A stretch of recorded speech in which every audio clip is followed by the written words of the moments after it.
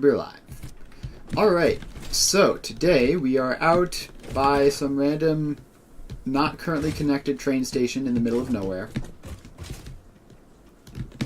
And our goal for today is to finish up this train network, actually put the train tracks on instead of this just being a foundation network. And then once we do that, we can just go back to the nuclear plant and everything will be hooked up and ready to go. So first we have to get this attached to something resembling a train network. So let's, I don't know, put a railway in there.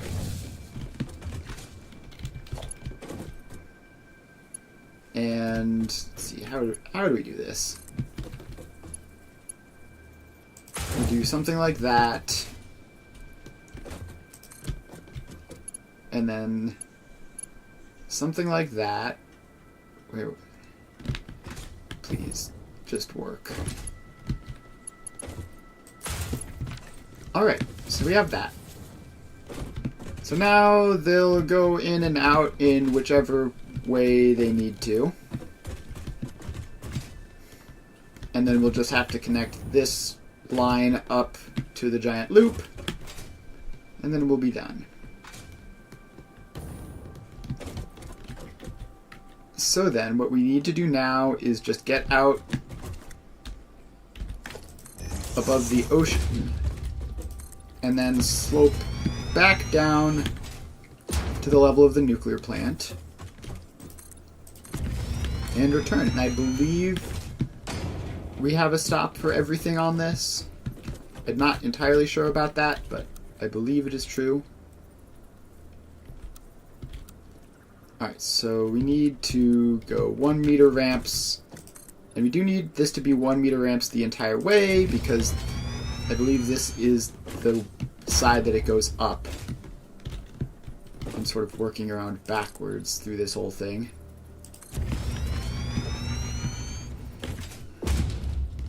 So we just slope on down. I don't know how far down we need to go, but it's a good long ways. We're relatively close to the ocean, I believe.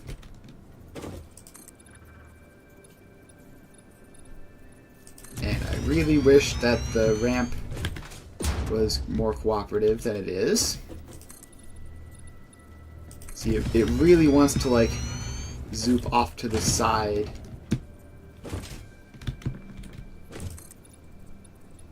Alright. Please. You gotta aim at, like, exactly the right spot. Otherwise, it does not work.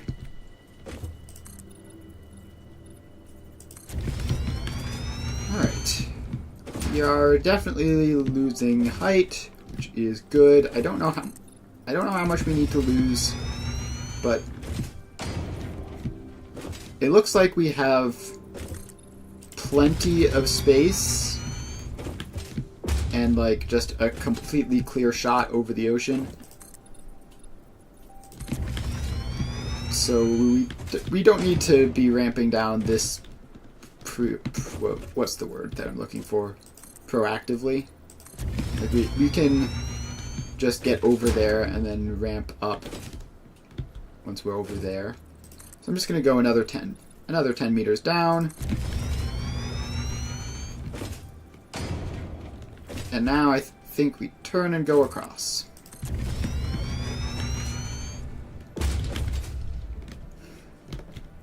Alright, so now we just have to get over there. That little orange set of boxes in the distance is where we're headed. I'm just going to go over this way until we get there.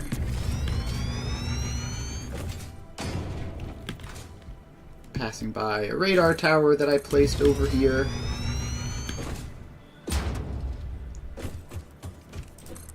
And we just keep on going. Now I don't know actually if my geothermal power will be enough to support all of these train stations that I have. I think I should be. I think the train stations technically only like their max power is 100 megawatts, but they only use it when loading and unloading. So as long as they don't all load and unload simultaneously, we should be fine. Also, I really hope that we're snapped to the right grid for this. It'd be super awkward if we weren't. But I feel like we probably are. I don't know when we could have possibly had the chance to mess that up.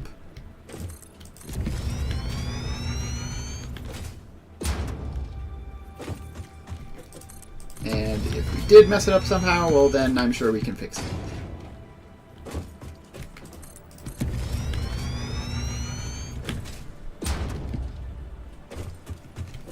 Alright.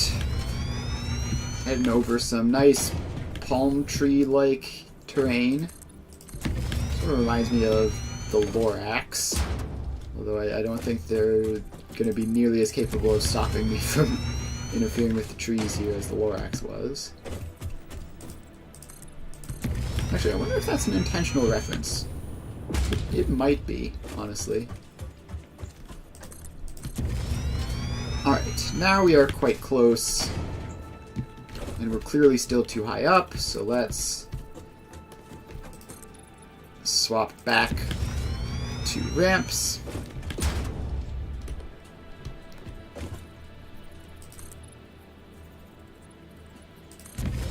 Alright. We are almost there. And then we're just going to have to run around the entire loop again, but with train tracks this time, which will be somewhat annoying. And then we're probably going to have to run along the entire loop again, but making sure that everything is working. Alright, so we just have that, and yeah, we are here. So we just have to replace that with a 1 meter ramp, and we have linked back up.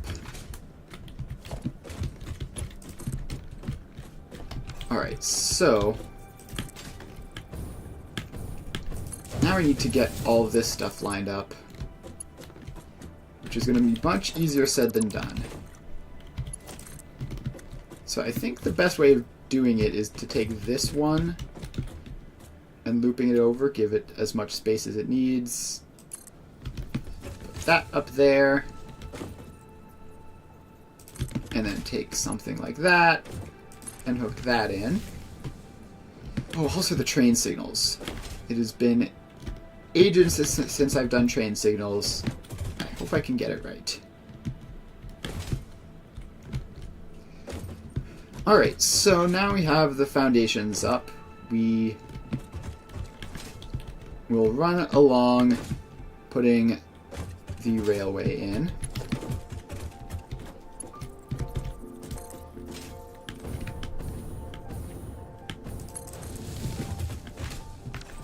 Alright, up we go. We're going to go this way because this is the direction the trains are going to be going, I believe. Right? Yeah, so they come in from that side, loop into the train stations, and then come out and around onto this. So the trains are going to be going this way, so we're going to have to pay attention to that for our train stops to make sure that we have everything. Alright, so then this goes up there and continues along.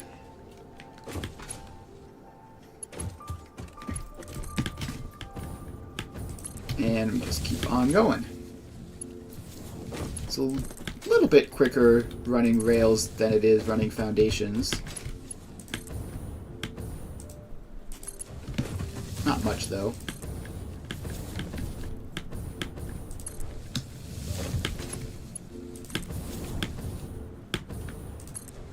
Alright.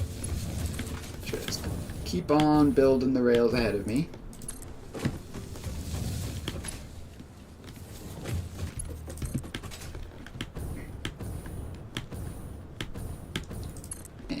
There we go.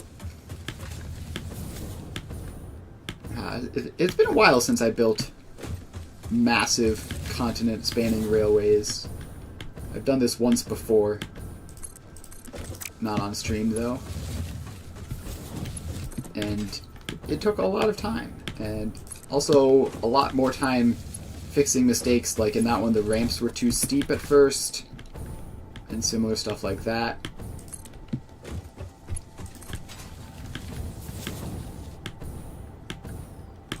Alright.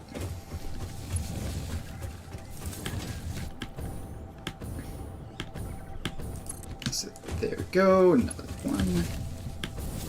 And another one. And another one. Alright, we're almost at the ramp going up.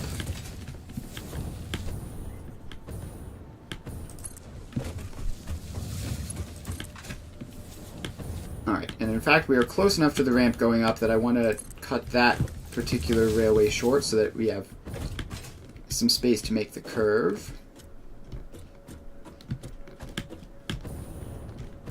Alright, so then that goes up like that. And up it continues going.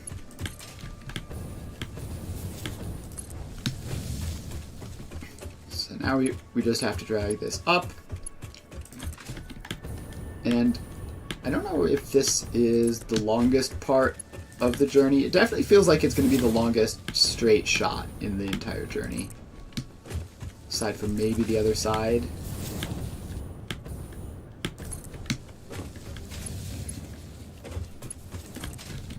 Alright.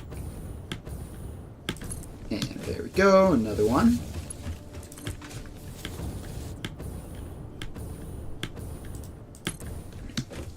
And just keep on building. We're almost up. Almost up. And then we can stop climbing and just go across.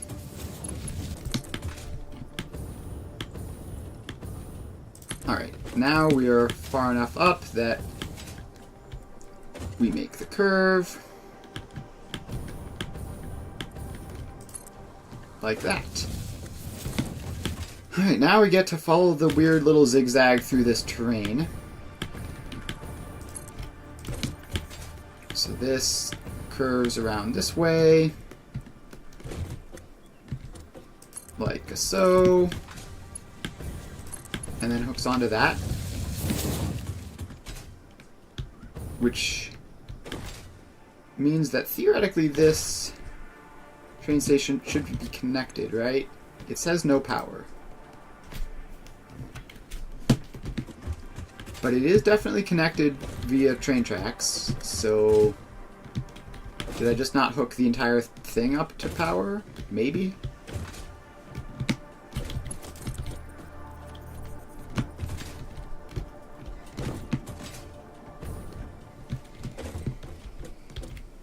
Alright, so then this just continues going out this way to get around this arch. And then we turn here. And then go this way. And then we have to go up a little bit again.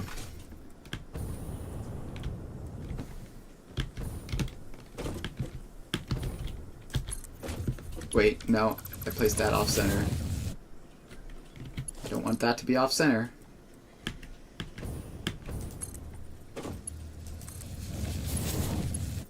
Alright, so then that attaches up to that.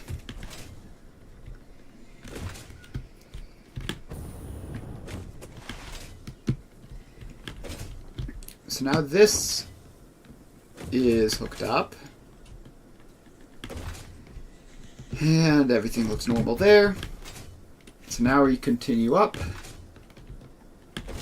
And this intersection is very janky. But it's probably fine. It's probably fine. Just gonna have to be a bit careful with the signaling around there. Is this a size 1 ramp? Yes, it is. Alright, cool. I don't know why. For some reason, this particular ramp looked a lot steeper than the previous one. Right, but we just have to keep going up.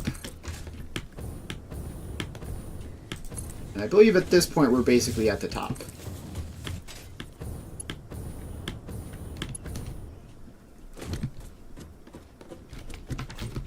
Alright, but we need to...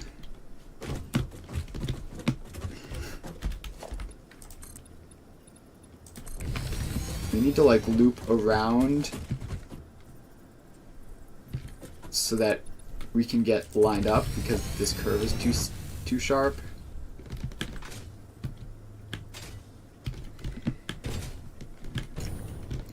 Alright, so we can loop around like this. I saw it blue for a second there. So that works. And then we go up onto that.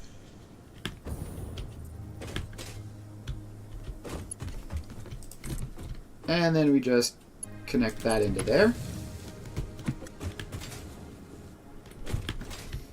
Alright. And that is this section hooked up. Now we just keep on moving and attaching up more sections.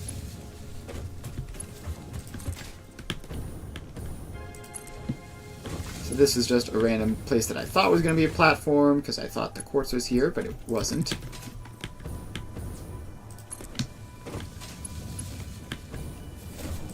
So now we need to turn this way.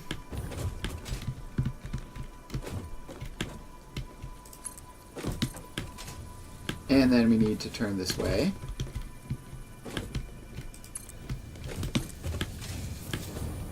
And keep on going.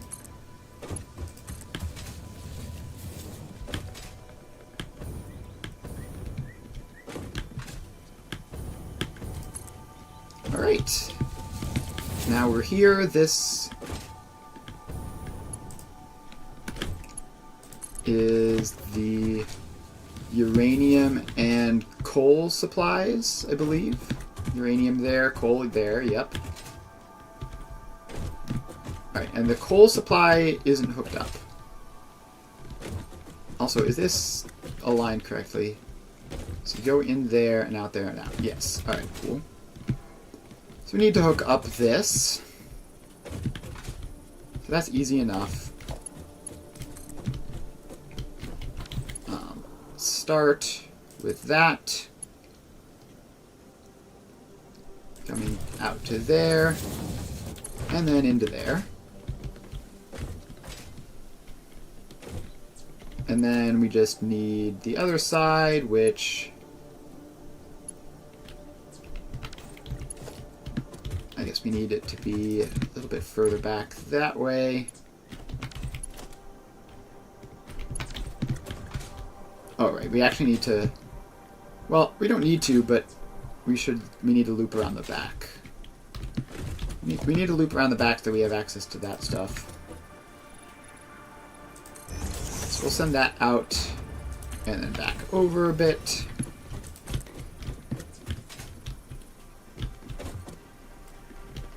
And then this can... It wants to do something incredibly stupid. Okay. Very cool.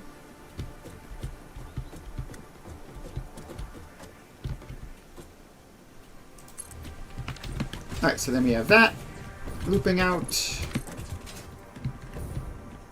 and coming along this way. And then this is the entrance, so it needs to attach in like there.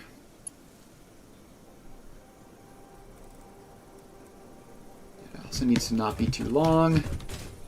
Let's get over here to see where exactly we're putting this side. Something like that, and then just make that short connection in. So now if they want to go in, they go in there, around, and then out. Alright. Another successful attachment.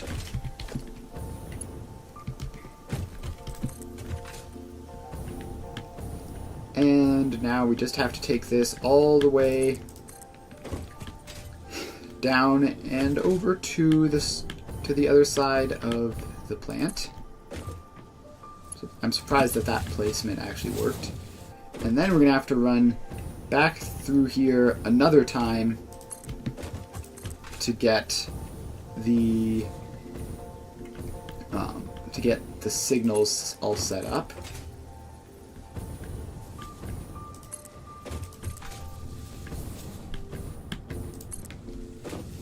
Alright, now we're in the fun part of the track where it goes very, very steep very briefly.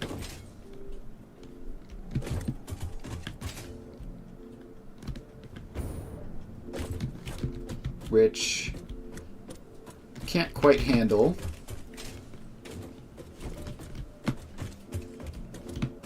Alright. We actually have a lot of runway here. Let's build out this ramp properly so that it doesn't cause any problems.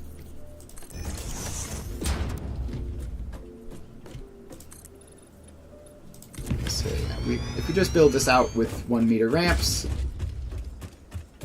then it will be good enough. And this is all flat, right? No, wait, this is all 1 meter ramps. So if we build this out of 1 meter ramps, we'll never catch up. Alright. So then, what we actually need to do is get rid of all of these and put in 2 meter ramps, which should be very fun for the train, but it's going down, not up, so it'll be fine. And they'll catch up relatively quickly like that. Alright, just gotta delete these ramps in front of me.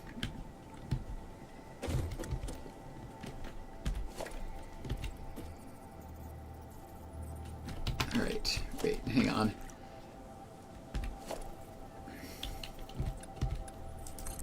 So that has to connect to there.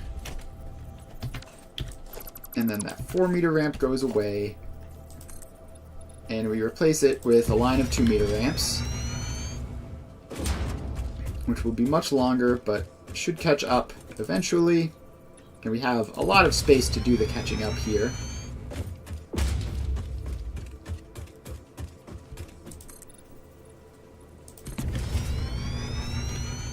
Alright, just a couple more, and wait, actually no, that was enough. Cool. So now we head back up to the top and bring the train tracks down.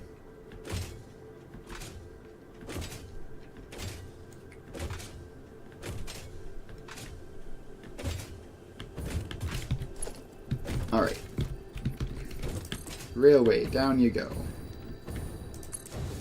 Put you down part of the way. And then the rest of the way. And then don't miss the snapping. And keep going down.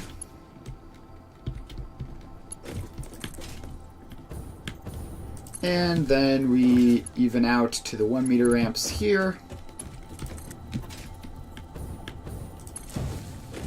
And keep carrying it down.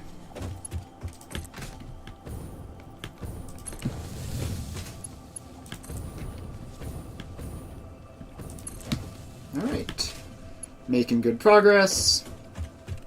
Should be pretty close. It's all downhill from here, as they say.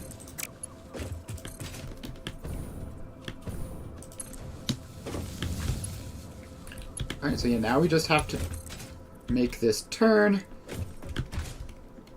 And we can see the city in the distance already. Alright.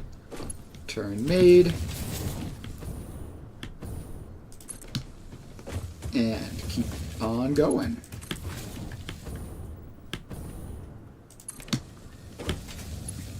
Alright.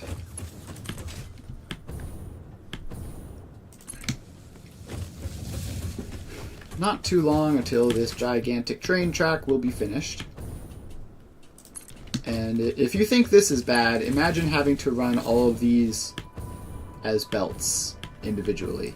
Yeah, no thanks. We're doing trains for this.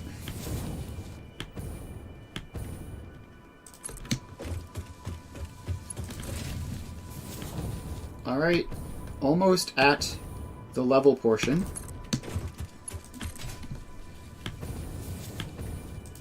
And there we go. Now we just have to cross more, just gotta cross more Thneed Corp space. All this stuff reminds me of the Lorax, and I think I can barely see the other side of the railroad track in the distance even. So that's cool. Alright, so we just keep on building out the tracks.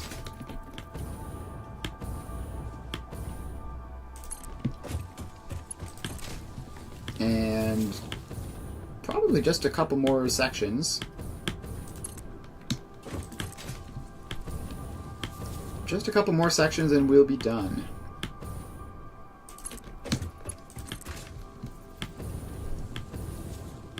Alright. Yeah, the railroad is clearly within sight now.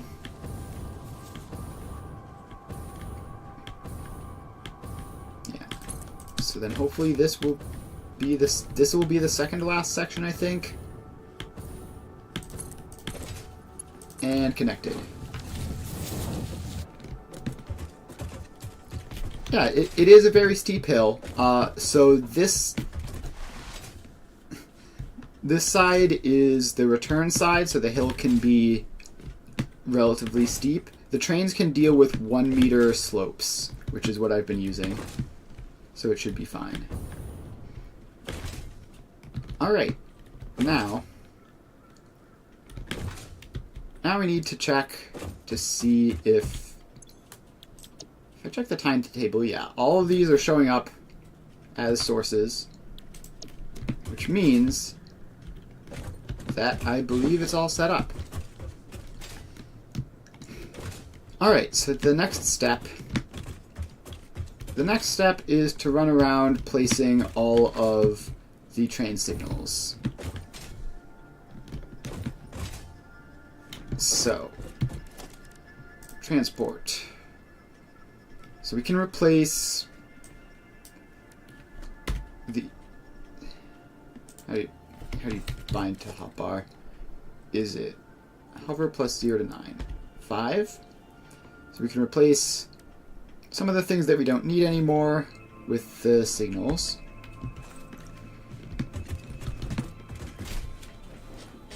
Alright. Now to try to remember how this all gets set up. So the signals go on the other side of the road. Build mode, please. Toggle build mode R. Build mode left side. Got it. Alright. Or not? Wait. No. Alright, left side is what we want. So that is one singular block signal.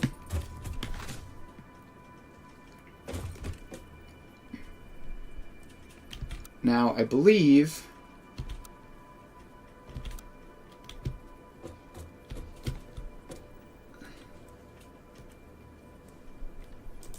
why is it doing that?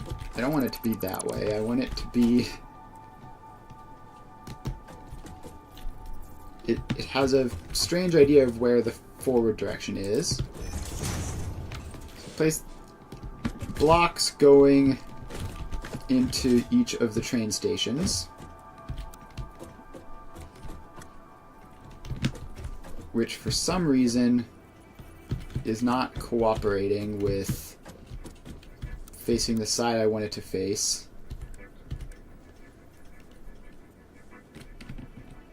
So please just face the other way. if I place one facing the wrong way, then I can also get one facing the right way.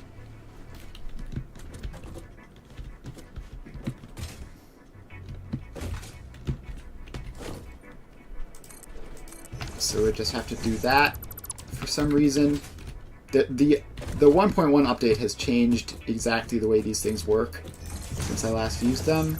I don't fully understand it, but I'm pretty sure this is what I remember. Is you put a block signal prior to every curve, prior to every train station, that is.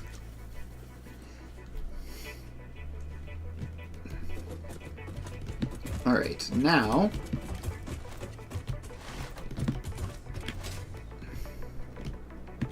we put a block signal on the other side of everything. So just leading out of every train station.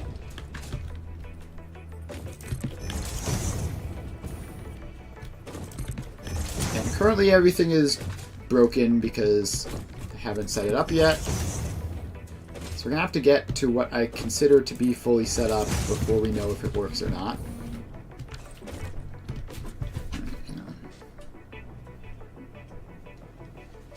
Alright, cool. Verizon has changed their privacy policy.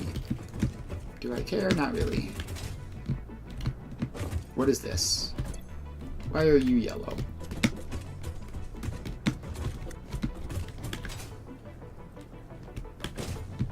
Alright, wait, hang on. These are actually working now.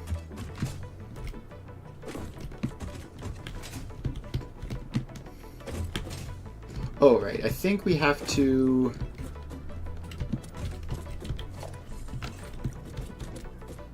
No, I think that is supposed to be a path signal. Let's check what the error is, actually. Block has conflicting entry signal types. Oh, probably because... Yeah, I think I know what the problem is. I think if I just put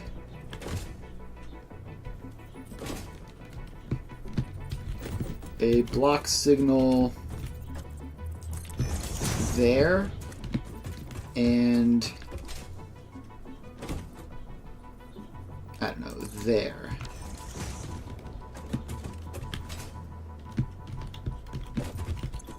Block has no exit signal. Alright, the joys of signaling. So this block loops all the way around. Path signals. So... Alright, well, I'm sure that'll be fine. Let's just put another block signal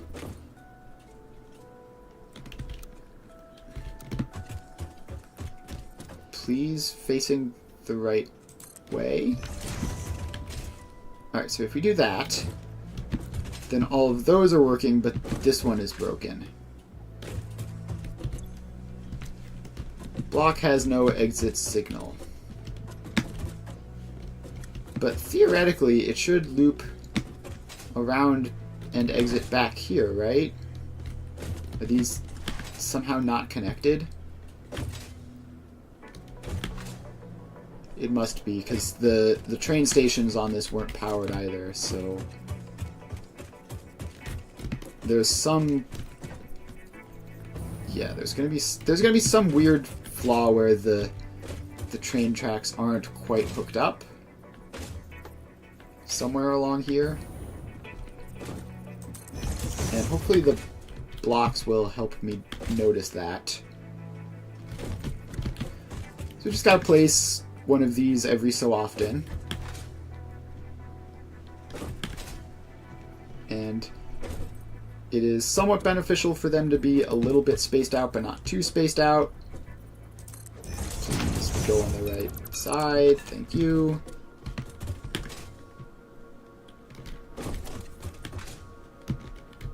Alright, so... Aha! I think I found it. Yes. This is the source of all of my problems right here. I have to dismantle that and rebuild this, making sure that those are connected. And now everything technically works. So that's great. Now I just need to get these stupid signals to face the right way, which they seem absolutely allergic to doing.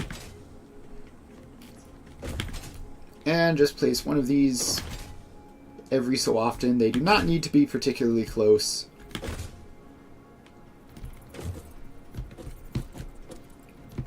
Alright. Yeah, for some reason, they just face away from you no matter where you're going. Unless sometimes they face towards you. Alright, so if we just go there and place that. No, now that's backwards too.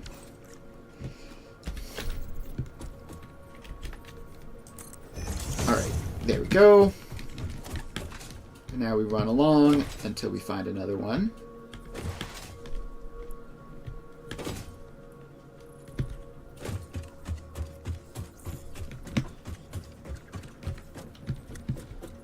Alright, so place that one in. Signaling. I really probably don't need to place as many signals as I am currently. Like, it's probably fine. But who knows? You know, in the long run, it's not going to hurt having more signals. As long as nothing gets deadlocked, it's fine.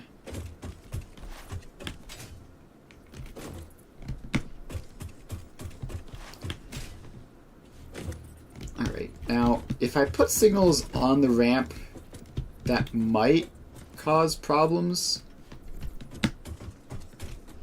but probably won't. It'll probably be fine. So we're just gonna keep on scaling all these signals up.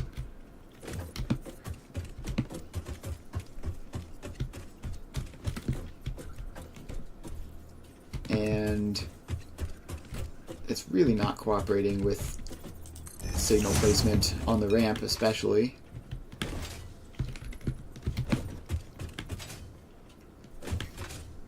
But we're almost up, and then we get to start worrying about making sure all of these train stations are properly put in.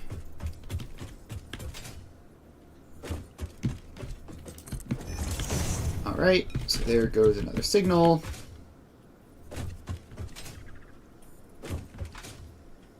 And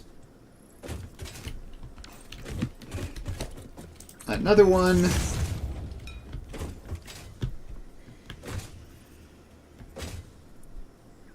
And another one in a little bit, probably right around here. There we go. Alright, now we're at another station. So we need a path signal there, a block signal there, and then this whole section is just going to be a single block because it's bidirectional and I don't want anything to mess with it. Wait, hang on. Oh no, you need block signals going into stations, right? That's the problem? Yeah. So paths cannot contain stations. So we need to just put a block signal on this thing.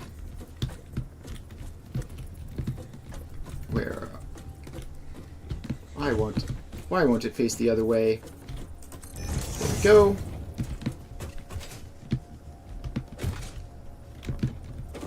And then a block signal pointing out.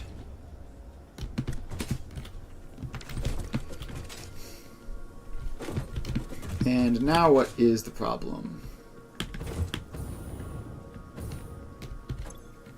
Block has conflicting entry signal types.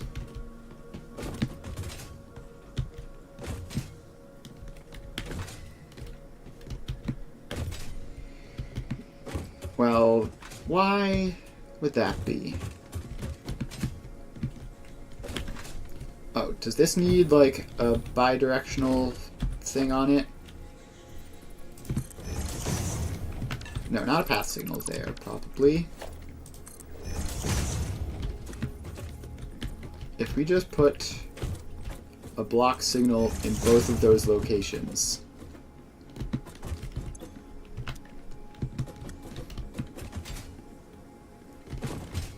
Okay.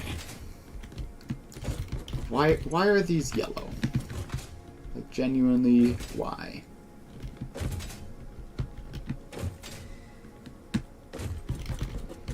So that one has conflicting entry signal types.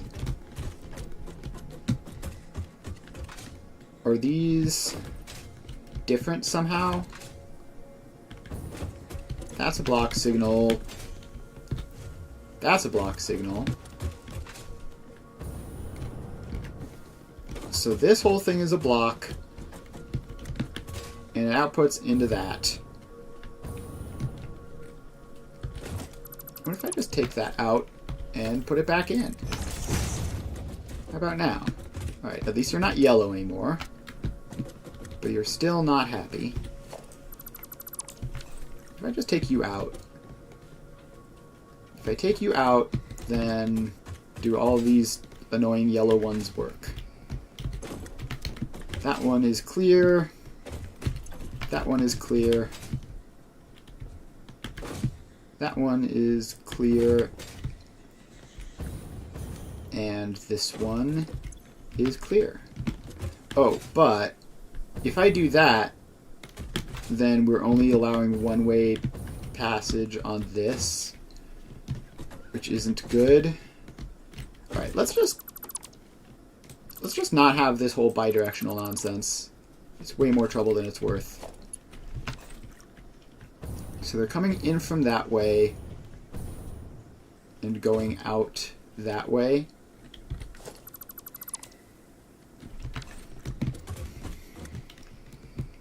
So yeah, let's just remove this whole intersection and try again. So this is where they leave. So it needs to be connected up to this.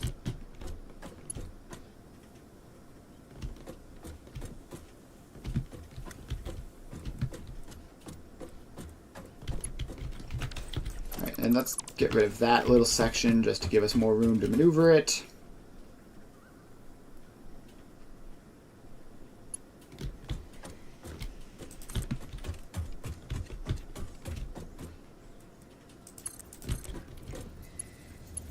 Alright, so then that goes in there. We have to get rid of that. And then, so they go in through there, so then we just have to attach that up.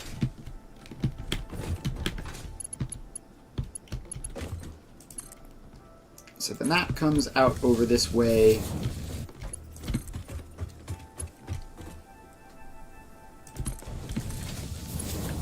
And into that.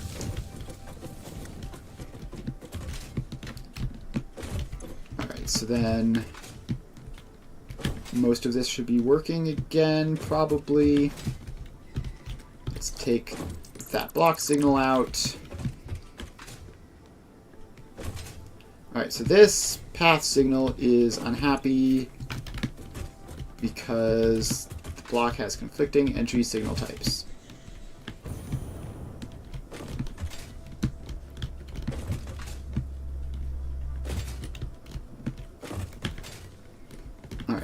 Well, what if I put this block signal back here? Please, go face the right way. Please. Why is it so annoying? Alright, so then we have that in. But this one is still unhappy.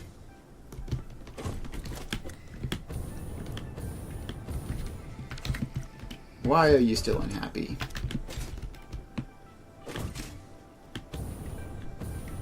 Alright.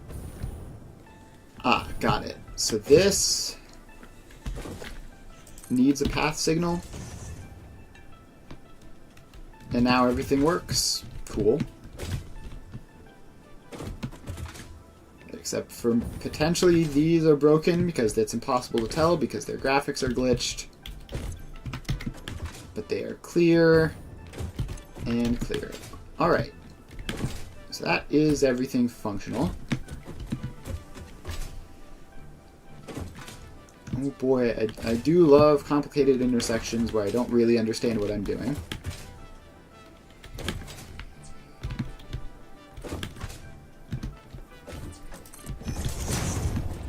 Alright, now we just keep putting in our signals.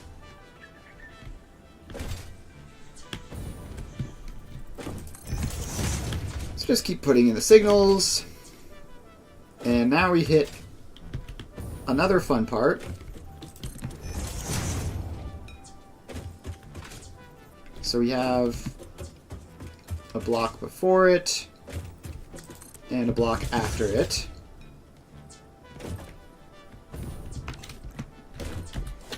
Now we need the path signal there.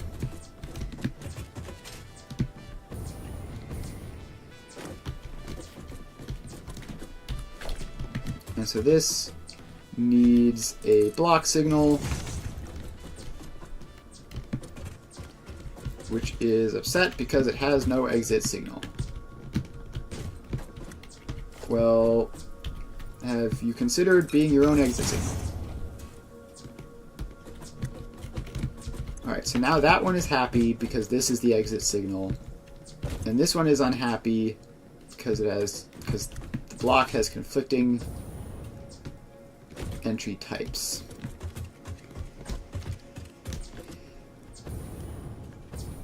Alright, so what if then...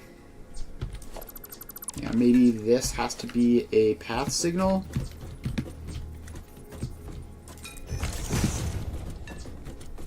Alright, if that's a path signal, then it could go in there and out there, and it looks like everything is working.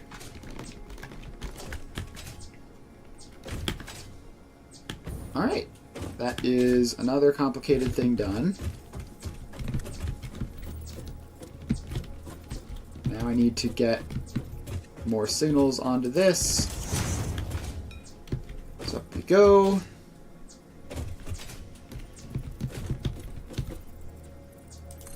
And that's probably a bit closer than it needs to be, but it's also probably not going to break anything. I think they're still a good healthy distance apart.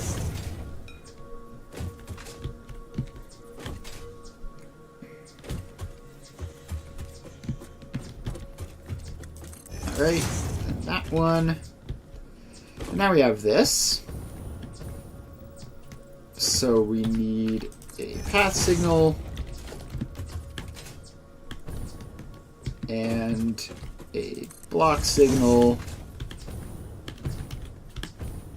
and a block signal.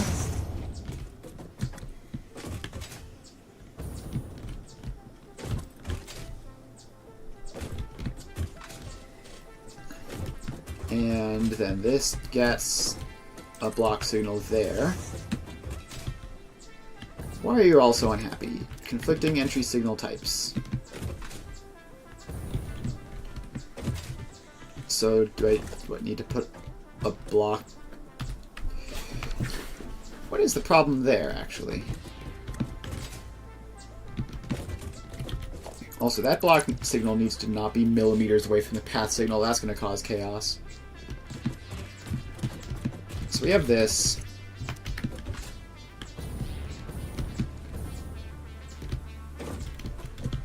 Why is this unhappy for the same reason? Alright, then I think... Hello. Alright, then that all works.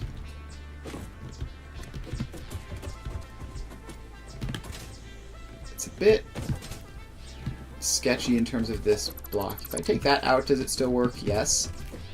Alright, yeah, I am applying train signals to all of this stuff so that it can work.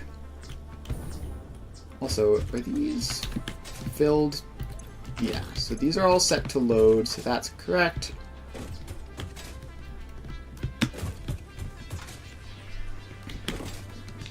Alright, so now we just keep running along, applying block signals until we get to the next intersection.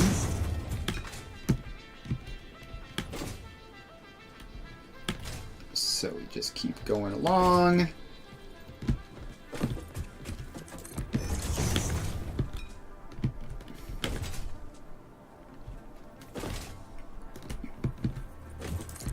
Great. Just keep placing the block signals, and eventually we'll get there. Oh boy, radiation. I wonder why that is. I wonder if it has anything to do with the train car full of uranium. Gosh, I wish it would let me place the signal. Where do I have to stand to get this signal to place properly? Please. I don't want it to go that way. I want it to go that way. Alright, you have to place both signals in order for it to work for some obnoxious reason. Alright, now we're into this. So we need... Huh! That's weird. Never noticed that. Alright, so we have a path signal going in. I think. Alright, then this gets a block signal. Why are the signals being so uncooperative? They always want to be placed the opposite direction. That's weird.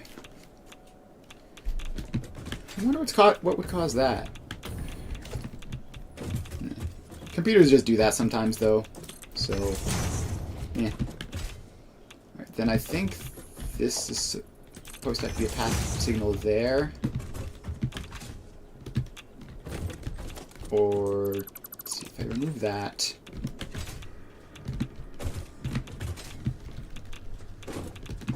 Alright, then this has to be a path signal. Because it's going into the intersection.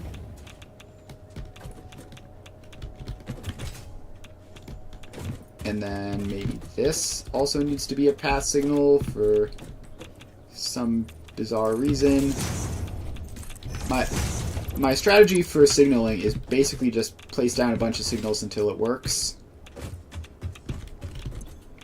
Path block cannot contain stations. Why do you contain a station? Oh, right, it's because we need another one of these just past the intersection. And now everything is functional. And I assume by the constant radiation that, yeah, plenty of uranium here.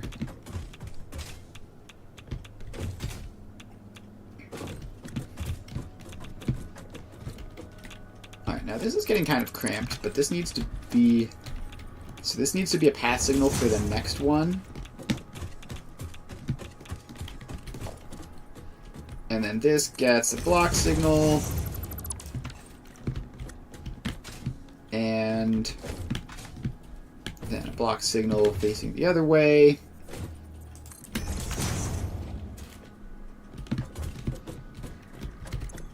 And then... Gosh.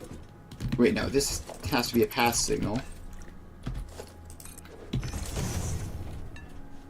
Alright, so then that appears to all be working. And we put down the next block. And it still all looks functional. Alright, and I believe that is the last set of stations, so now it is just block signals all the way back to the power plant.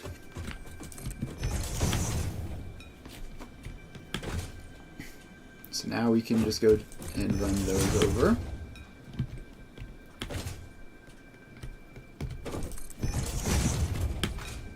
And now we get to the steep part of the hill. This side is going down, so the hill being steep actually just saves time.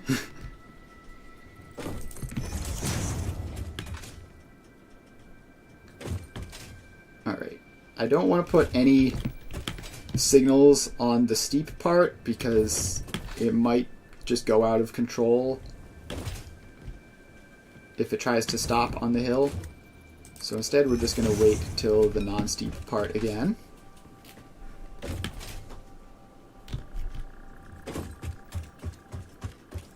Alright, then we just keep on going down, and please. It really just insists on wanting to be backwards for some reason, and there's no easy way of fixing it.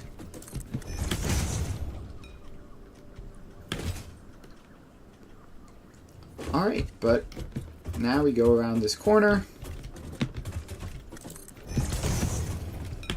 And we are almost back. You can barely see it in the distance. Ah, yeah, you can see it better now. The nuclear plant.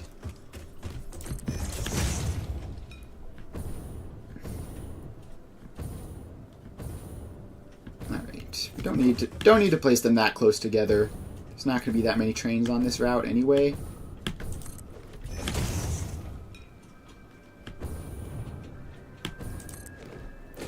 How did that end up getting placed? It ended up being placed wrong. Alright, so we'll place that there. Still everything looking good.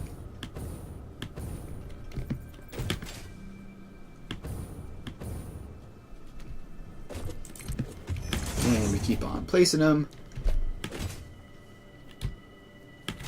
And now we just get to put down the trains and hope it works. We're pretty much done with this.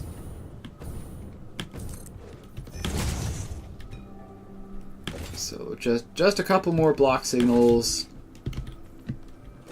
Don't need a huge amount of them. It's better if the trains are more dispersed.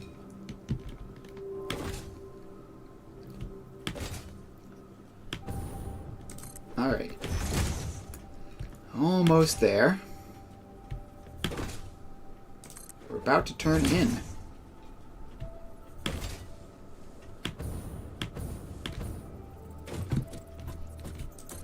Alright, and I will say that can reasonably be the last one.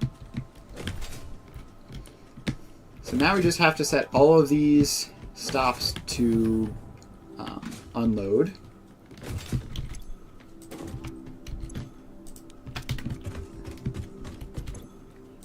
Unload. Can I copy paste that settings, or do I just have to manually open all of these?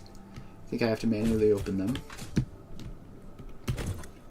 Alright, so I set all of these train stations to unload, and then I can put the trains in and send them off and see if the tiny geothermal power grid I have can handle that.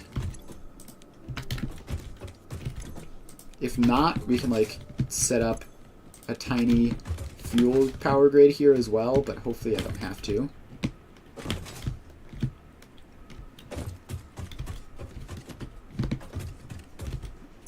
Alright, that's that. Unload. Unload. Unload. That's just the opposite side of that one. We get to here. Unload. Unload.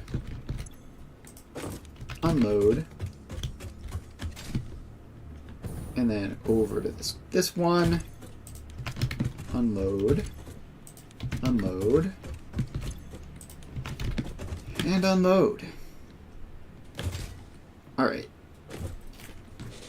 So, we're not currently going to be using the iron and copper ones because we have supplies just physically present. So let's hook those. So let's ignore those last two for now. This is Caterium. Scrolling was stuck for a bit there. Locomotive. 1, 2, 3 freight cars.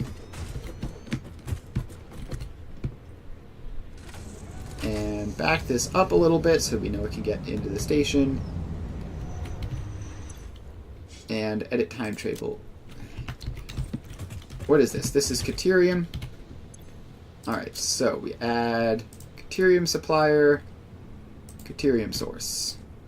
Save changes, turn on self-driving, off you go. Now, how exactly is that going to mess with this power grid? Consumption is still minuscule, but still out of thousands. Alright, should be fine. We should be fine to put all these trains on. So let's get this one in. And this is quartz. So edit timetable. Quartz supplier, nuclear quartz source. And turn on self-driving. And do I have to back you up so that you can stop at the stop that you're already in? I think I might have to. Turn off self-driving. Go back a little bit. And turn on self-driving. Alright, there we go. Next up, we have coal. I'm going to build the locomotive further back to begin with this time. 1, 2, and 3.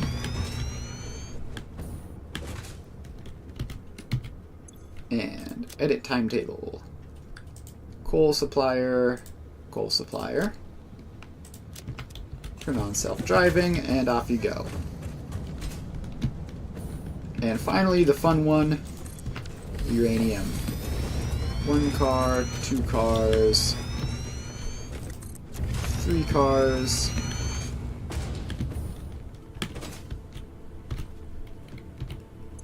and uranium supplier, uranium source, and off you go as well. Alright, as far as the power grid, we are still looking fine. So even with all those trains going, it shouldn't be a concern. Alright, so now we just have to hope that everything shows up, and in the meantime, start hooking the actual machines up. So these boxes are sort of the distribution point. So we have copper there and iron there. So I need to reconnect those belts because I had to remove them because they were in the way of the trains.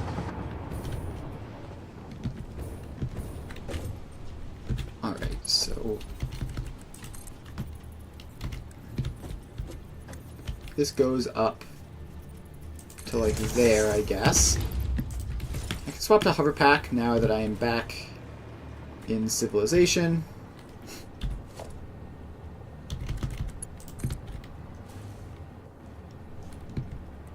And this needs to be careful not to run into the trains at all.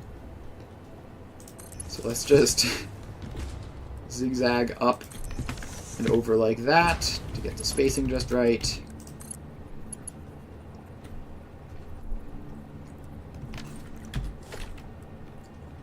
And then we can put another lift in like there. Mark 5. And in you go. Alright, so that is copper reattached. Next up is iron, which we're going to need to just like put a splitter on that belt to end it early.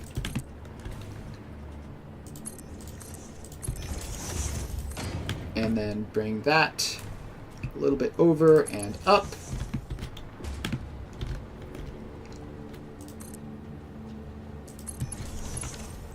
And then the other side, we need to get over there. So I think actually like having this here would be easier just for the sake of getting this linked up. And then that can go over the copper line and into the second box, which is for iron. Alright, copper attached, iron attached. And so then the next thing will be Caterium, which, yeah, I don't know what's going on right now with my game. It seems like way more laggy than usual. If you don't want to delete that. Like all of these stops are bugged for some reason. The signals, not signals is what I mean by that. Alright, so Caterium. None of the trains have made it back yet. So let's just bring this up.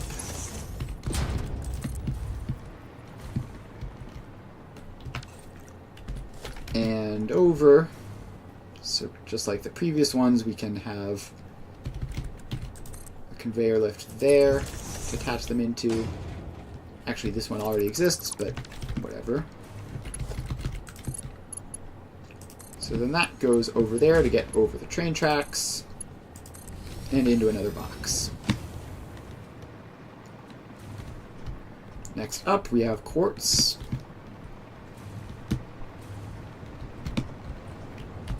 Oh, looks like a train is returning. That's exciting. Quartz goes up. And we need more foundations over this way.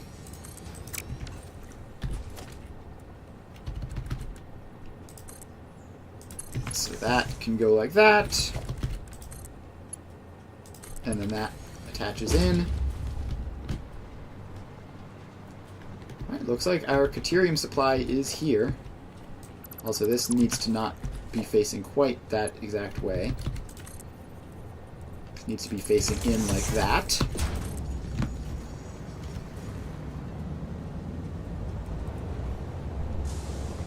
And that comes along there, and then in. Yeah, Caterium has arrived. And looks like quartz is not far behind it. So next up is coal. We need to drag that foundation along over here. Coal is also here at this exact moment. Yeah, they're all going on the same loop, so it makes sense they are all going to take, like, within a margin of error of the same amount of time to get back.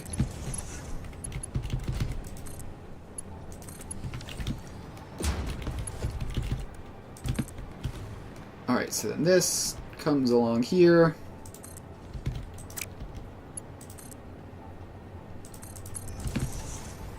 And across that gap. And in. And there's the coal now. And now the uranium, which has apparently just showed up. This whole area is going to be, like, extremely radioactive. But that's fine. Radioactive is fun. What's the point of building a nuclear plant if the entire area isn't radioactive?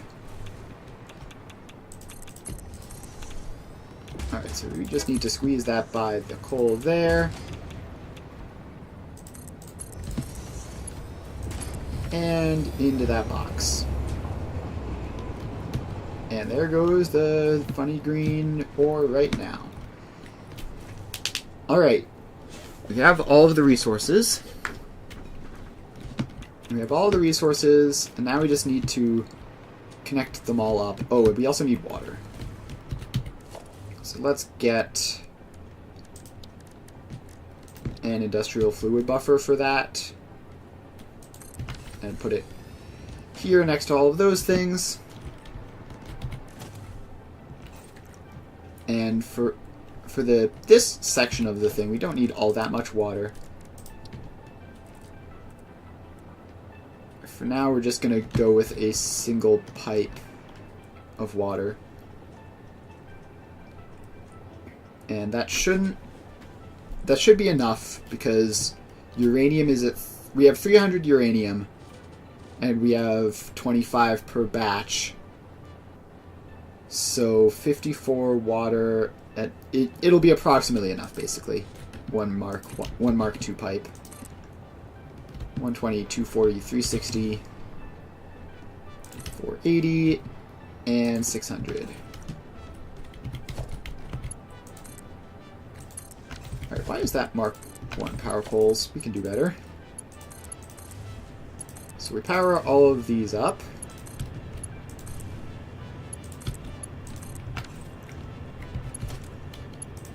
And now we attach them with pipelines.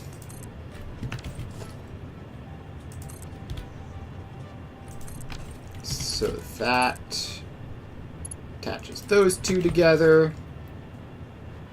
And then we need another one to attach that one in.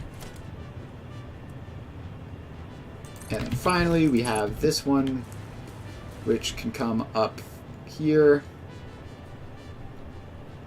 Please just place normally. It can come up there, I guess. And then snap into the fluid buffer.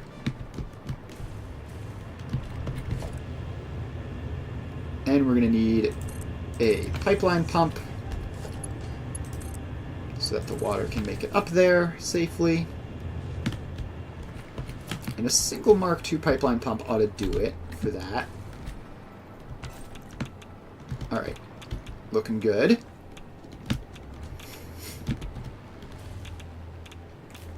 Alright, so now we need to attach the water up to all of these contraptions. And actually, I think... Yeah, actually I think I want the water to be relatively high up. So let's just build it. Let's just bring the water like all the way up here so that it can be flowing down and we won't have any problems with it, hopefully. Water, I've heard people say, you know, make water towers, it's very helpful. So I'm going to do that.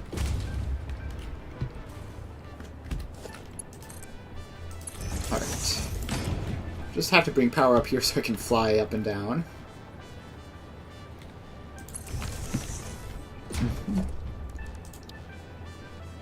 Yep, I've heard they work great. I don't think I've ever actually used one, but let's do that now. So we can pop that in up there. And so then this pipe would go all the way up here instead. And into that. And now we might need a second pipeline pump. Yeah, so let's put that in there. And another one in there. And those should all be enough to get it up. Just have to hook them up to power poles. Where was that? It's there.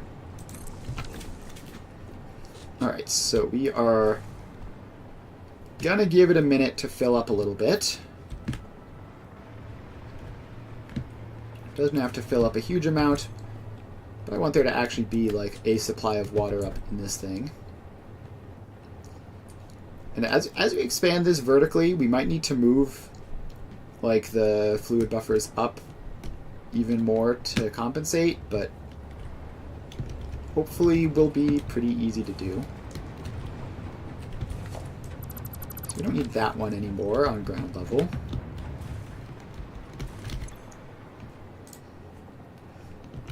Alright, so that, while that is filling up, let's hop down here and attach the regular stuff in. So this is iron and coal for those two. So this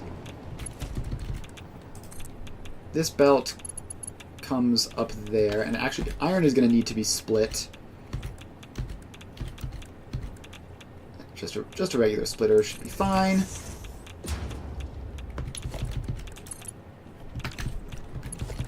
So iron is going to need to be split because some of it is being used to make steel and some of it is just being used to make iron. Why is that not snapping in properly? Is it snapping in properly and I'm just not realizing it? Probably. Alright, so then that goes into there. Then we have the coal, which is also going to come up. And go over there.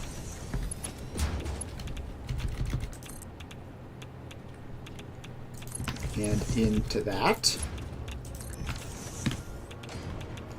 Alright, so that's iron and coal attached. And this also is doing another thing, right?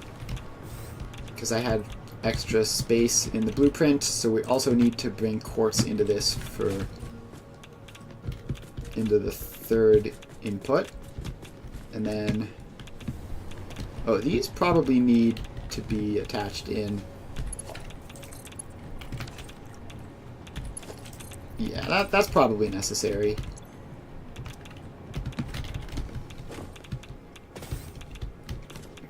Alright, we'll deal with that later. We're going to have to fix that with a blueprint. But the third input for that is quartz.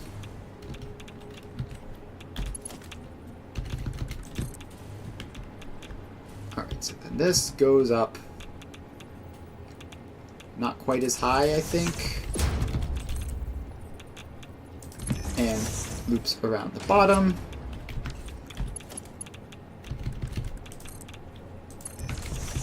The constant Geiger counter sounds are way more stressful than the radiation is actually dangerous. Alright, so that's all of those hooked up. Now I need an empty-ish space for my blueprint machine, so let's just go off here.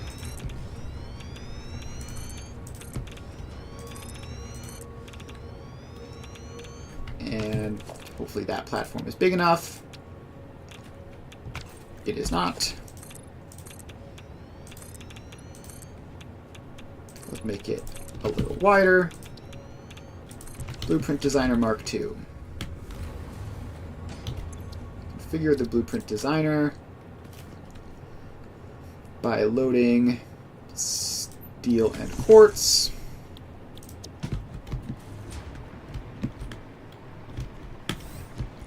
Alright, so we need to go in here. And I actually don't know how much of that it needs to be. I'm just going to make that Mark II. So then that makes quartz crystals, something else makes silica in there. So now we just save this. Alright, blueprint saved and cleared. And the blueprint designer is just going to be full. Now we head over here and attach those into the real thing. What? No. What did that even do?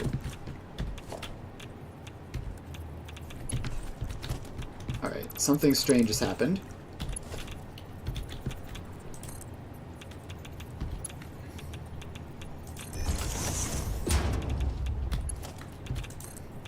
I made some sort of misclick when dealing with that, so we're going to have to drop back down here to see if that has caused... yeah, it's caused that to happen.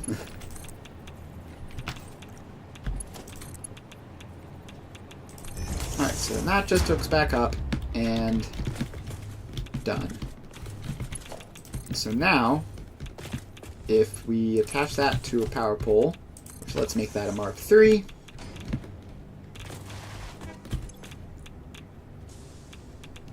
looks like this still hasn't turned on yet. Oh, duh. Right. This is the one that needs iron ingots, not iron ore. Alright. Let's fix that. Not enough space. Of course there isn't. So clear some junk out. How do I have so much random stuff in my inventory all the time? Let's get all that out of here.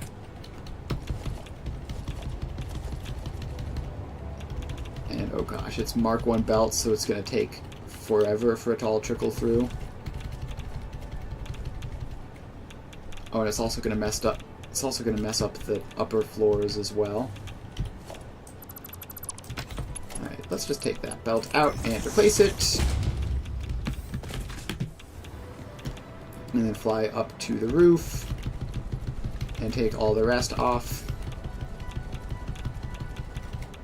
All right, so yeah, that needs iron ingots, which means we can't fill it fully until later.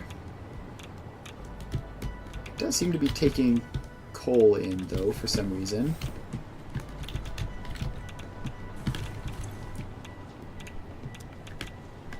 Ah, right, because it's just slow because it's a Mark 1 belt in there.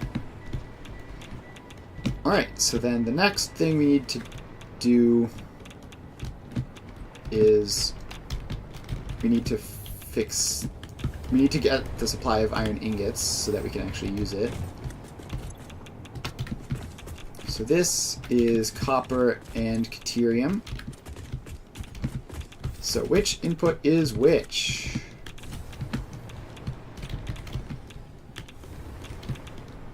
Alright. Looks like input 1 is copper ore and input 2 is caterium. So, copper ore. You are going to have to come up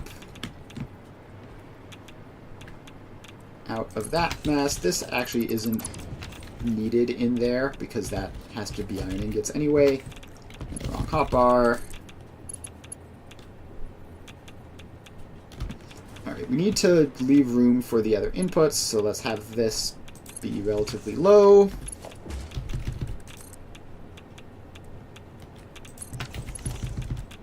And in. Copper, check. Next is caterium, which comes up.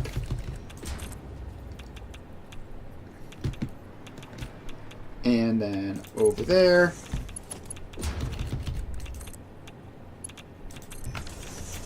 Alright, that actually snaps in, which is convenient.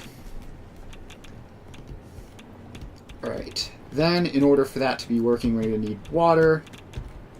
And so then that leaves this one being iron, I guess? Is this one just iron? Or does it have something else in there too? Nope, just iron. Iron ore into input 1. Alright, so then that just takes this belt off over here, which goes up and all the way over.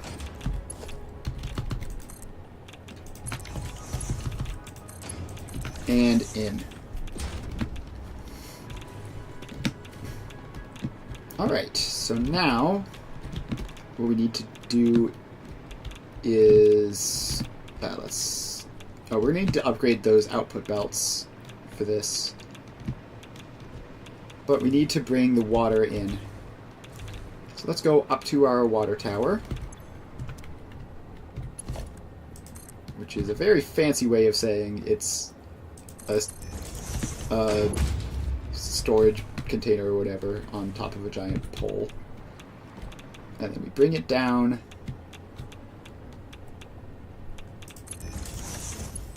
And into that.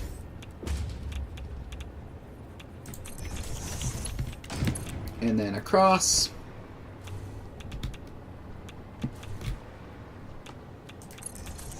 And keep going across, and then branch one off to go into that.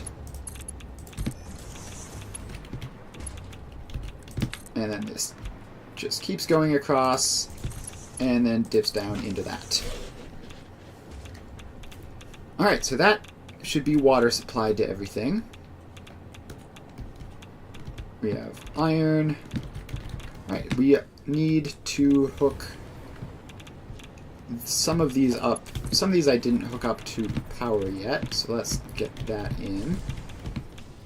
Please be a power pole on this floor. There we go. So yeah, now those are fully functional. And now we head out. And do the same thing for this. Stop a power pole midway, just to be sure. This one does not have a power pole on the first floor, so we have to go up here. There we go. Alright, so now that will produce iron ingots, which we will then take these iron ingots and bring them out and navigate them through this whole thing.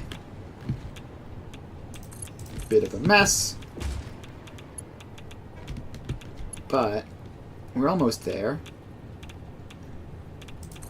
They can go up there. Wait, they don't need to go up there. They're going into this spot right here. It's actually quite convenient. Alright. So that's that. It looks like Caterium ingots have started showing up here. No sign of copper, though.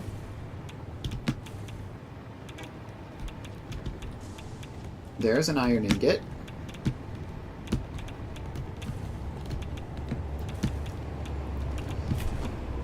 Alright, so it looks like phase 1 of the factory is starting up. And this is just the raw resource production phase, of course. Now I need to get in here and make sure that all the belts being used are fast ones. That one is good. I believe I saw that the iron one was not.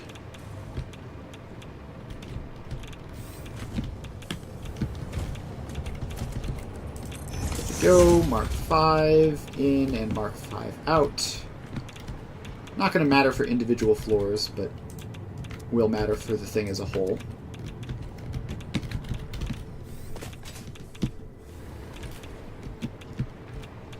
Alright. So is this producing at 100%? I should check. I should check that while I'm here. Yes, and it should be pretty comfortable as well. 100% and it's draining. Nice. Alright, then is this one producing at 100%? Copper is looking good. Although the output speed is a bit dubious. It's probably fine. Yeah, it's outputting half as fast as it is produced, which is enough. Caterium is 100% and another 100%. The ore supplies for the Caterium are looking a little bit sketch, but probably fine.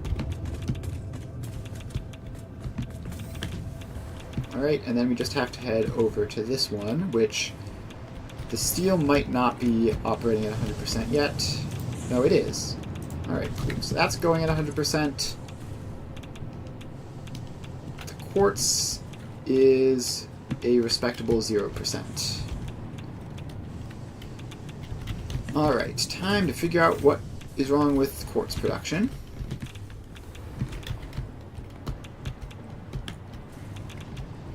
Alright, so silica, not getting any raw quartz. Ah. That would explain it. Pop that in. And water is also not getting down here. Now, that is a little more concerning because it should be. So that all looks normal, but there's obviously nothing in the pipe. There's definitely water connected to the outside.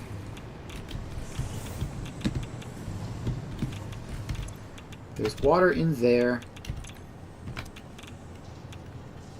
And there's water going down into this floor hole. So there's water going down into the floor hole, but it's not making it out the other side. So maybe I just deconstruct the pipe and rebuild it, and it'll work.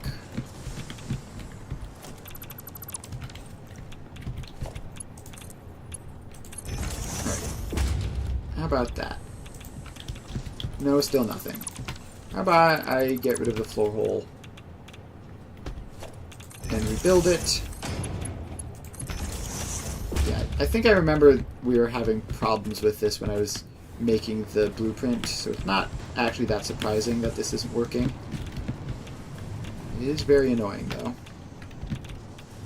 Wait. Alright, so then take that out. Try to attach it into the floor hole. It simply refuses. Ah, pipeline floor holes. Why are you being so annoying in this exact situation?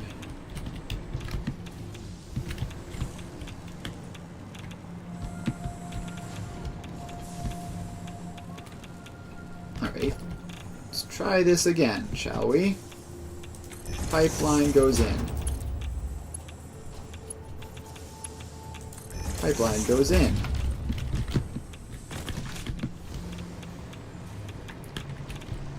And then we loop around. Get through the floor.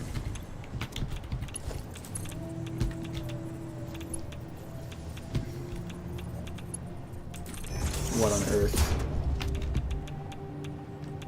That's snapping into that. That's not going into the floor hole at all. Why? Why is this floor hole so incredibly cursed? Maybe if I just build it out over there. Maybe it'll work if it's over there.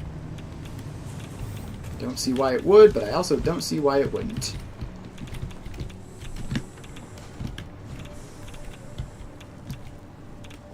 Alright, why are my hands above me?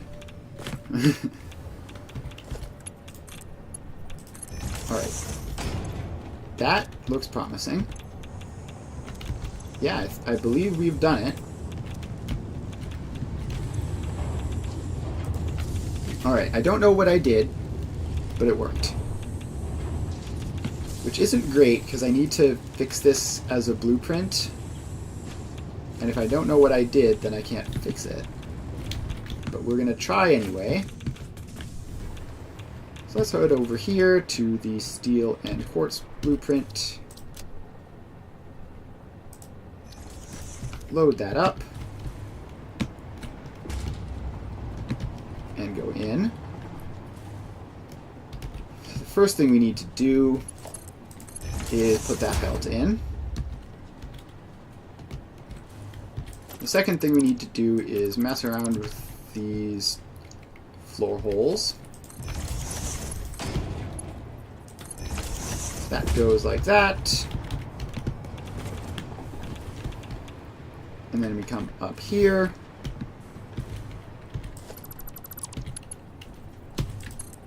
And that. Alright. Still not cooperating.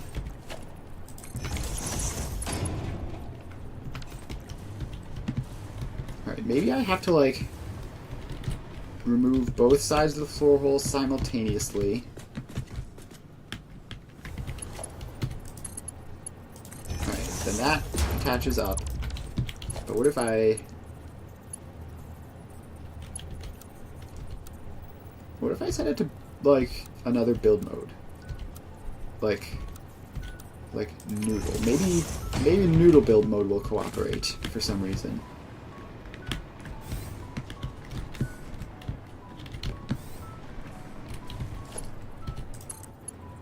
Alright. Looks like that worked. I'm going to save that. And clear the designer.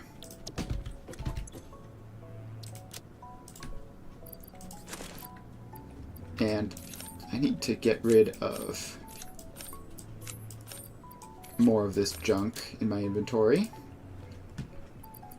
So let's see, what do I don't need circuits or high-speed connectors. I don't really need reanimated SAM. I don't need all these batteries. I do need that iron ore. I don't need this fabric. Or those. All of those can go. Alright. Let's call that a day. So now, that's running at 100%, that's running at 100%. Alright, so now phase 1 is complete and running at 100%. With a random dismantle crate there. Let's get rid of that. As far as power goes, still looking fine. I might throw a couple batteries in. Not many, but just like, you know, a couple for geyser inconsistency reasons.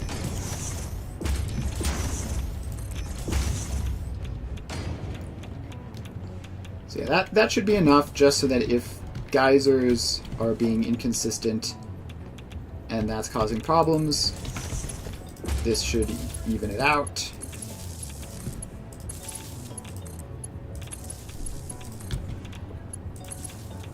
Alright, so let's hook all of these up, and then hook that up into the whole thing. And now we have power, and it looks like it's going to take like an hour to charge. We're not going to worry about that. We're going to instead worry about getting the next row of buildings online.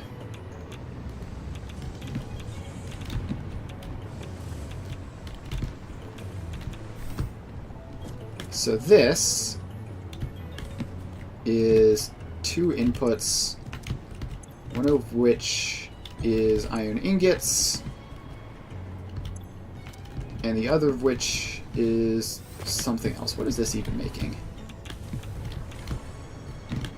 The second input is quartz crystals.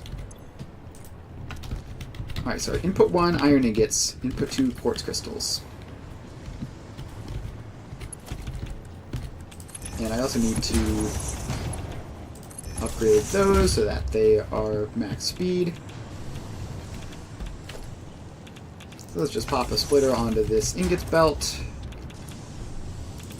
and bring it back and in there. Then next, we find this quartz crystals belt. And we bring it, no, not up, down. I don't know why it went up.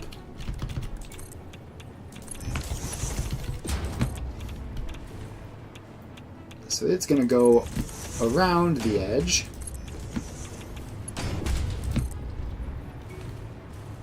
Like so. And then around here. And then cross into input 2. So that's those hooked up. Then we have this one, which looks like 3 inputs. So we need input 1 is steel, input 2 is copper ingots, input 3 is caterium. So steel, copper, and caterium.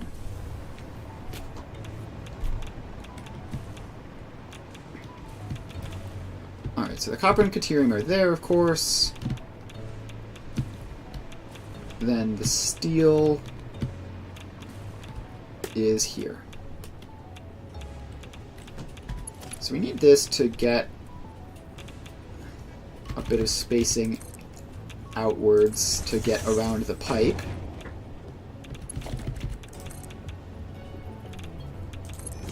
So we go around there.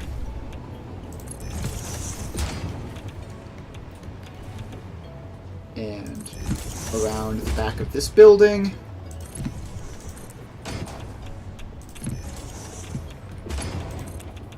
And now that we're approximately on the correct line, we need to make those fast belts and that a fast belt.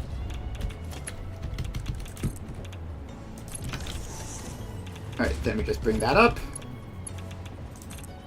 and pop the steel in. So, belt 2 is copper.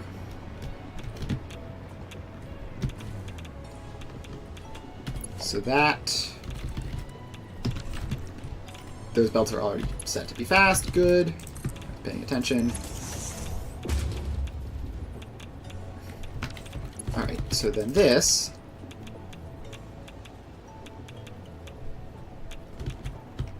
comes out. If we just do that, does that work? Yes, but now it's gone too far. So let's just put a foundation there for it to sit on.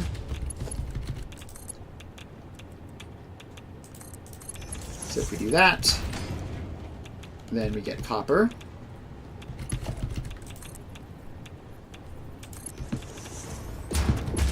And it crosses over here and into input 2. And then the caterium, which is here, is going to go up and over.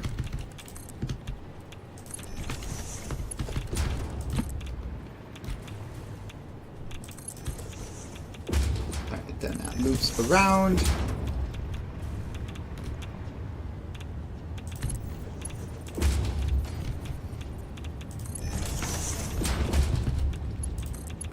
And into there. Alright, now let's check to make sure that's all gone correctly. So that's steel going into that. That's copper going into those. That's caterium going into that. And then those two aren't used, and then that's an output.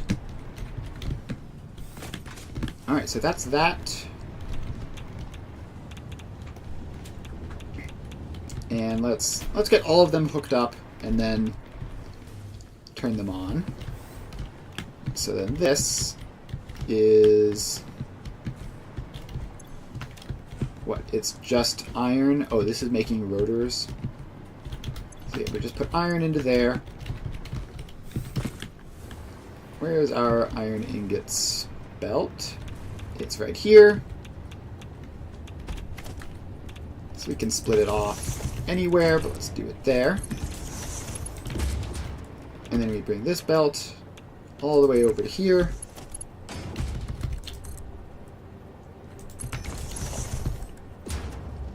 Wait, is that steel? That's steel, that's not iron. Okay, good thing I caught that. Could have been a mild catastrophe. So the steel, the iron belt is this one over here. So let's bring that one up and over and then in.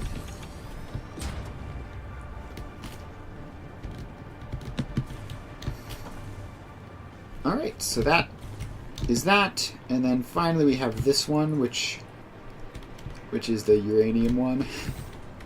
Right, so this one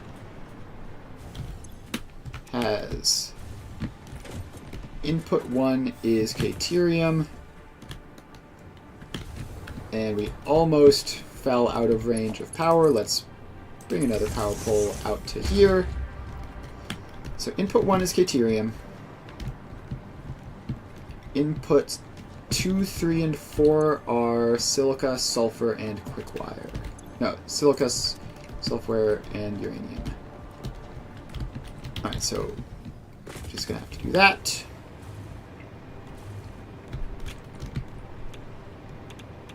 Actually, do I have sulfur here? Did I forget to make a box for sulfur?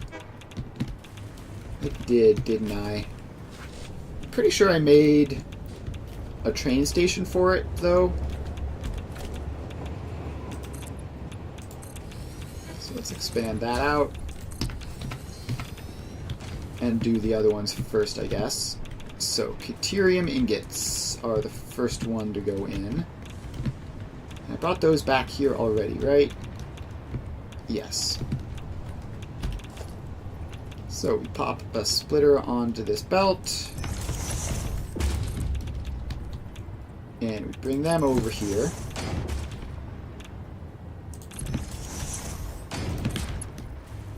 And then it loops around to being on this one.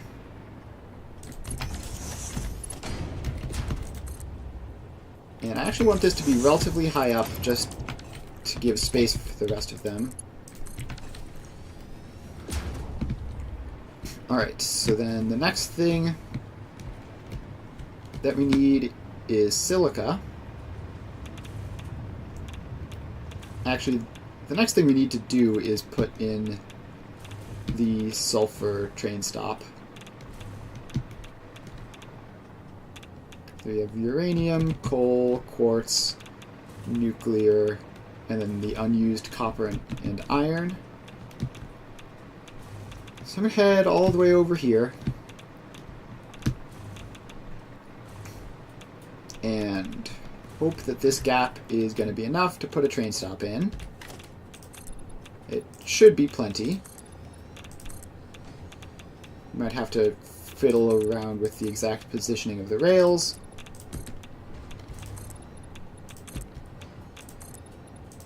But looks like it's going to be more than enough. Alright, so we expand all that out. Then pop a train station in. Give it some space. And we give it some freight platforms. 1, 2, and 3.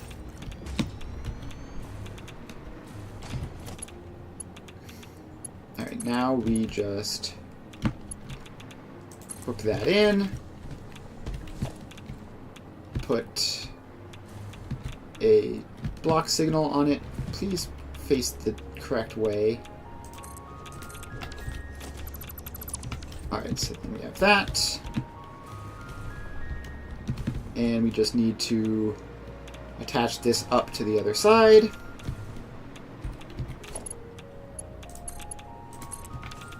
And put a block signal in there. And that should be all we need to do for that. And we can call this nuclear sulfur supplier. How do you spell sulfur? Is it PH? Is it PH or is it F? Actually, I have no idea. Alright, so we just put that in.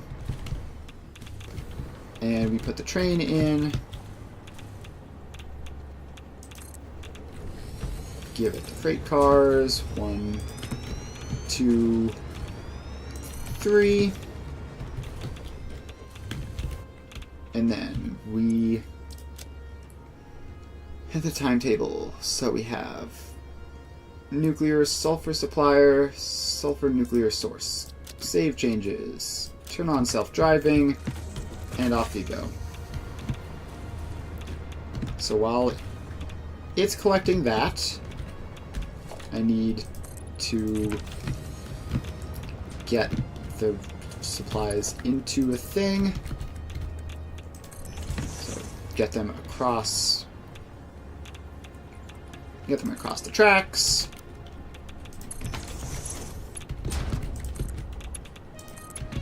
And now we just have to take them over there. We're going to need more horizontal space, which is no problem. Just put all of that in. And we're going to need another industrial storage container here. Just lined up with all the others.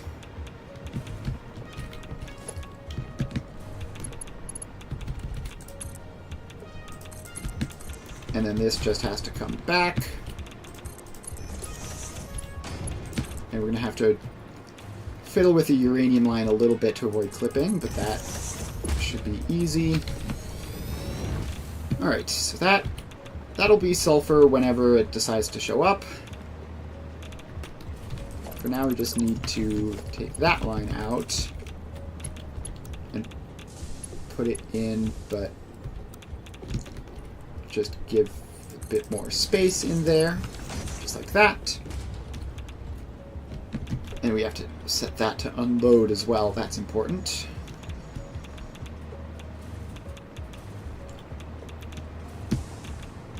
So we go over here, we go unload, unload, unload.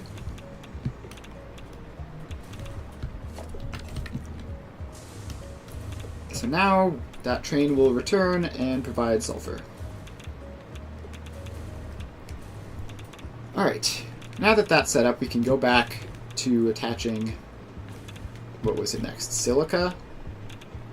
Silica, uranium, and sulfur, which are interchangeable. So we bring silica in next because it's coming from the factory.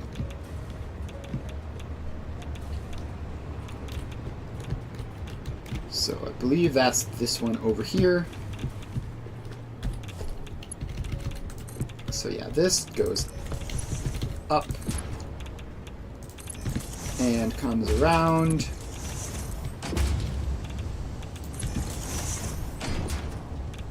And then stays high up and goes all the way over all of this stuff for sloping down a little bit to get under that.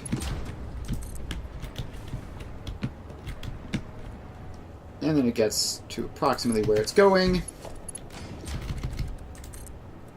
We put in that.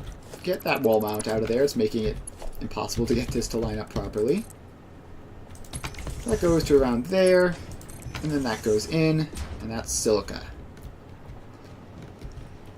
Alright, then we just need uranium and sulfur, which come directly from the boxes, with no problems there.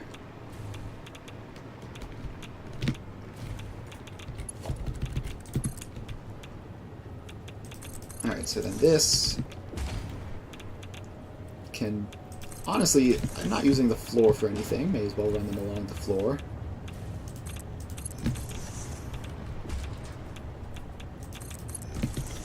And then up it goes, and in. Next up is the sulfur, which doesn't currently exist, but will soon, probably.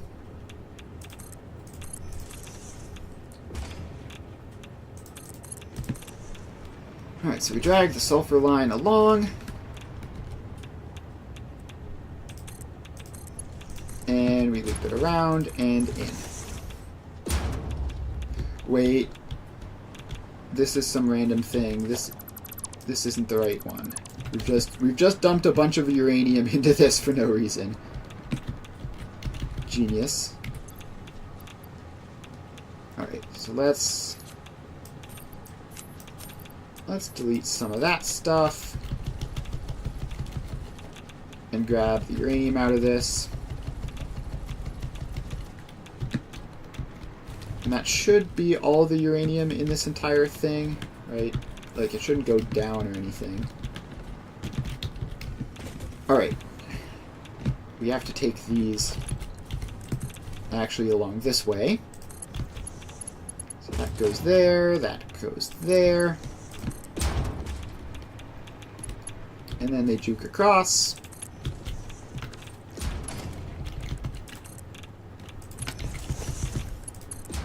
And then in.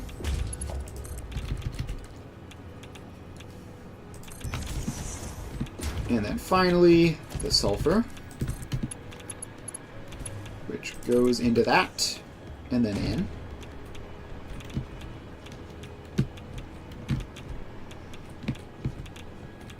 Alright, so now this is getting uranium, silica, sulfur, and quickwire in the future. Where is the sulfur? Ah, it seems to be pulling into the station right now. Also, the radiation level seems to be maxed. Oh, I have uranium in my inventory. That would do it. Which of these stops is the uranium one? Is it this one over here? There's got to be some spare storage in one of these things. There is. There we go. Pop you into the box.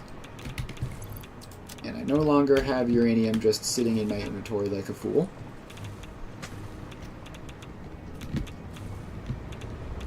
Alright, and here comes the sulfur. So with that, we will be able to activate phase 2 of this production line. I'm just going to let the sulfur make it in there first.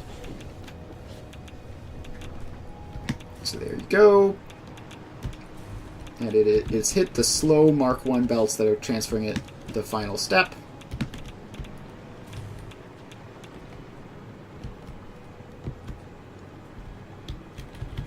Actually, I need to accelerate some of these internal belts, don't I?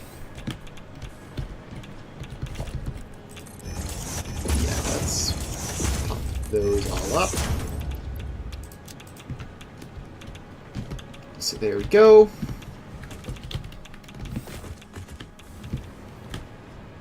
Now we can, I guess, let that cook for a couple more seconds while we go over and start hooking power up to these ones over on this side. Speaking of power, still looking fine, still charging, and still tons of spare. Alright, so we just bring this into that, and it starts up. Then we go and we bring this, and right, this is the shorter one. So we need to go up here and power that on, and that'll all start up. Then we grab this one and power that on, so it'll all start up. And finally, we power on this one. Alright, now power has definitely climbed a lot. Still a good, comfortable half of our minimum power. It's looking like it's going to be taking a while for the quick wire to start producing.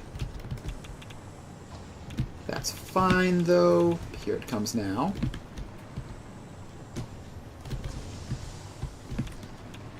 Hopefully it is producing with. Hopefully all the belts are right.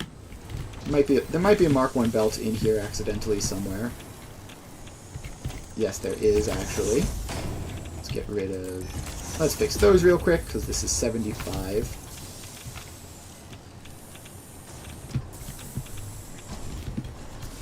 Alright, and we're also going to have to fix that on the blueprint.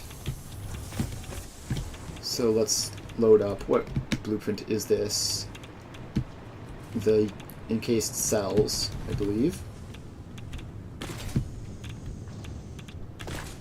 So let's get over to the blueprint designer. Load.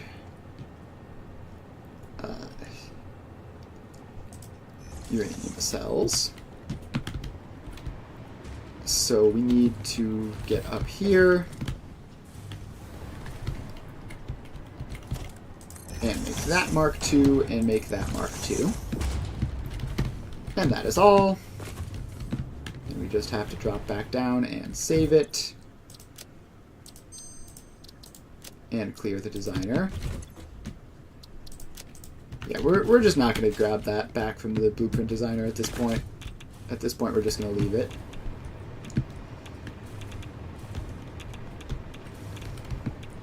Alright. So with that all going,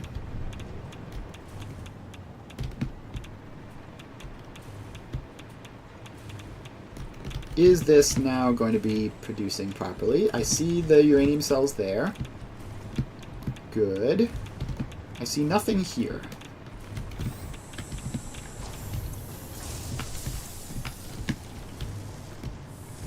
So why are you not producing anything? Also, become upgraded.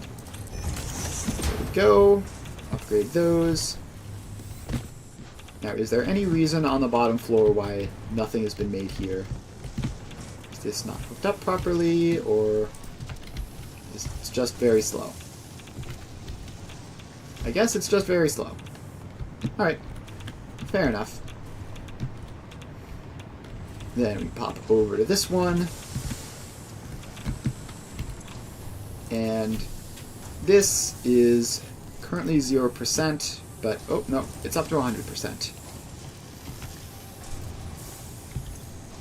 3 stators, 2 AI limiters. Well, I have no idea if that is going to actually be working or not, but it's probably just because it took a while for the AI limiters to start being produced. Yeah, so that's green, all this stuff is green. Should be good to go there.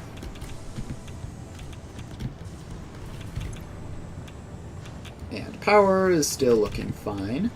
That's good, even with everything functional.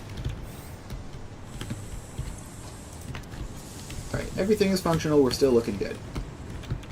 Is the iron ingot production sufficient? Is the iron ingot production sufficient, or is there a problem? Because the belts aren't looking completely filled. Yeah, 82%. Why 82%? Its output is 58.8. So it shouldn't be an output lock problem. It should just be completely functional. I guess I'll make Mark II belts in here, but I don't understand the problem exactly. Because 58.8 is less than 60. I'm good at basic math. I know that. And even a Mark I belt is 60. So, like, it shouldn't be having problems outputting it.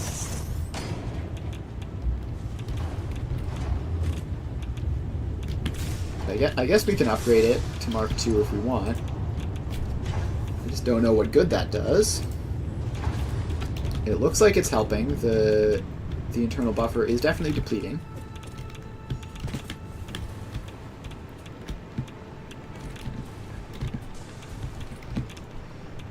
So, congratulations, I guess. That's working.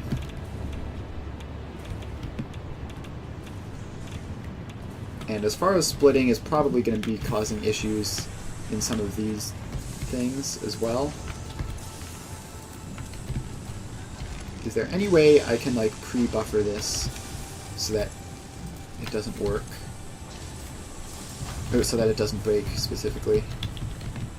I don't have ingots in the dimensional depot, right? Yeah. So we're just going to have to let it buffer, I guess. And this one looks like it is backing up. So that's a good sign. If that one's backing up already,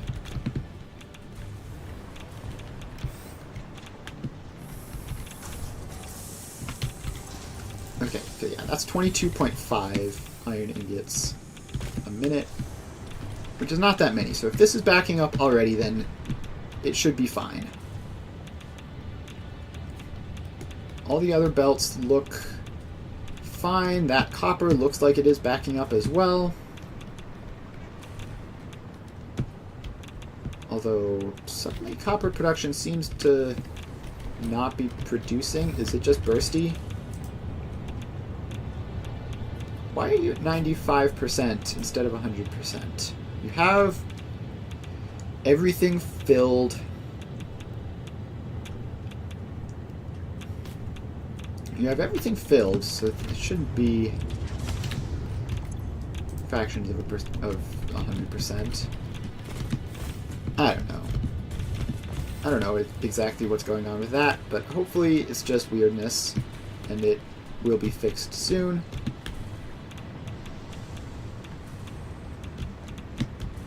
So yeah, the iron is backing up there. The copper looks like it's... well, the copper should be perfectly balanced, actually.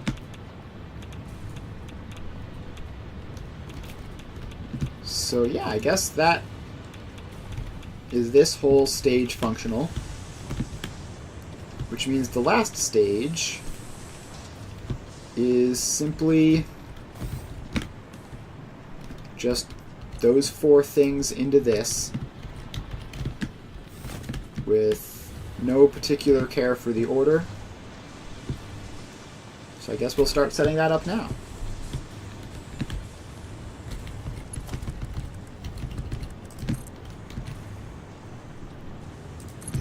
Alright, so then this loops around.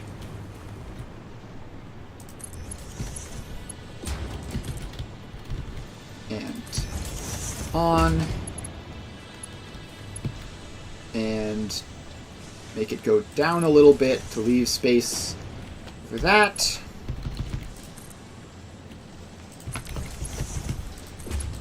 And that goes in.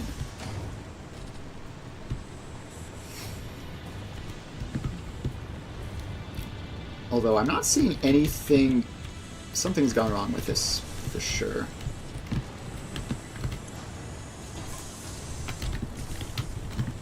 I guess the iron problem has occurred, but it's not getting any of this either. I guess it's probably getting just barely enough. Alright, well, if you say so.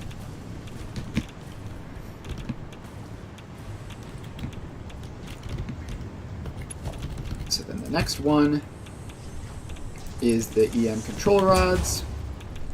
So let's belt those on over.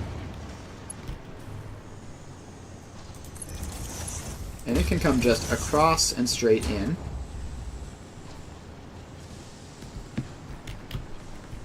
And looks like we need to upgrade these as well. Although not that I expect to be using mass quantities of these things, but they should be upgraded, so I'm upgrading them. And now we come around back here.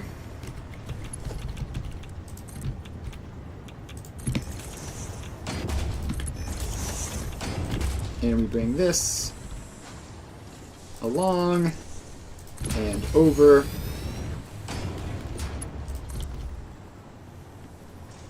A little bit more over, and then up and in. And one final thing is these ones over here.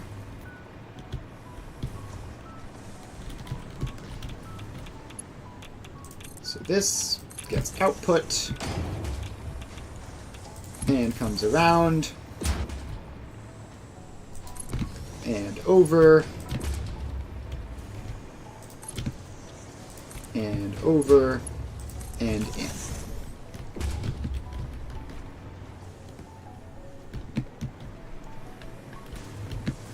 Alright, those are moving a bit slow, but it's probably because of this belt being slow, no? Or this belt being slow. Yeah, this is the problem. That can be a Mark V belt, so that those can all go out at full speed.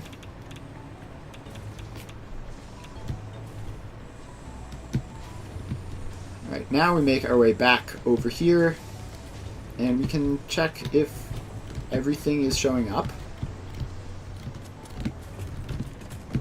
What is it? Oh, did these just go in the top floor? Okay. So we have some rotors, some EM control rods. The crystal oscillator is nowhere to be found, which, knowing crystal oscillators, is not surprising. There's one up there. So they are being produced, just, you know, slowly.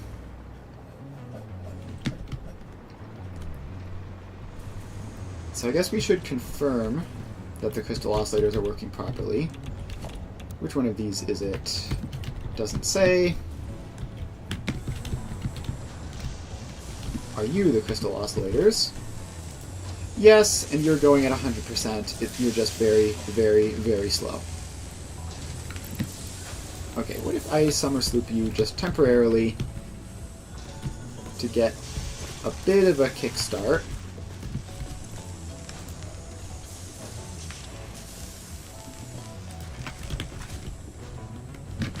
And we'll have to wait a while for the crystal oscillators to cycle all the way through.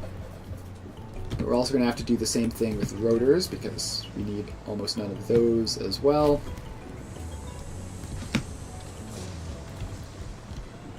Alright, but I believe this should be ready to go. Like, obviously we're going to need to attach the power in.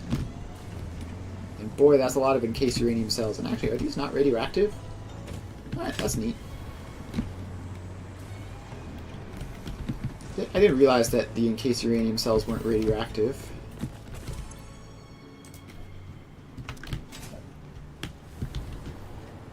Alright.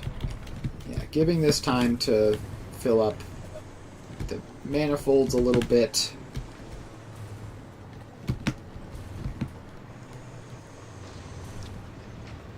So it looks like everything is mostly working. The iron is trickling through.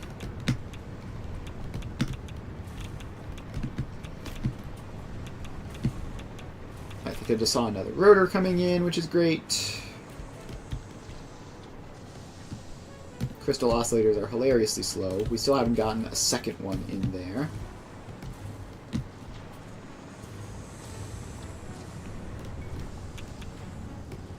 Alright, crystal oscillators. How are you so slow? It's summer slooped to be twice as fast, and it's still 1 a minute. Alright, well, there is something I can do, is I can just, like, toss a bunch of oscillators from my inventory in here. So let's just manually give you a stack.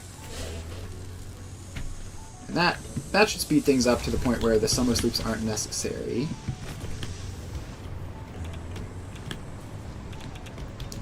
And instead, I think I'm going to summer sloop the iron production, just because it's still behind. Like, iron production is still behind schedule. It hasn't manifolded fully, making me a bit nervous. And it should not take long of this being slooped. Yeah, it shouldn't take long at all for this to fix the problem. I'm just going to throw that in.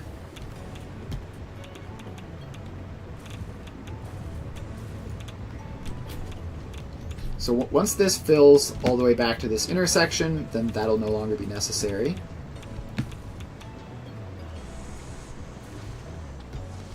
The encased uranium cells produce very, very quickly. We need a lot of them.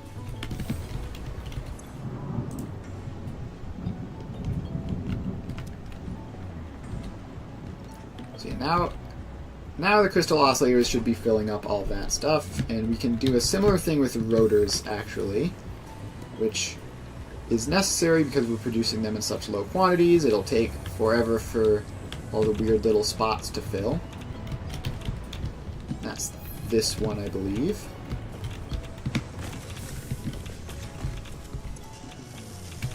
So let's get a stack of rotors, throw them in there, and off you go.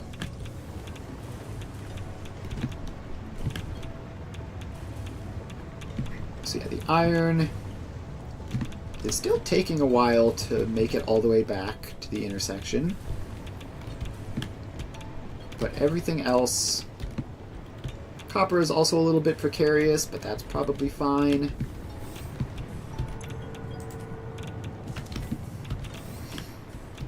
Because copper is only going to one thing. Like, the reason the iron situation needs to be fixed is because it splits. Whereas the copper, I believe, just goes directly into here and nowhere else.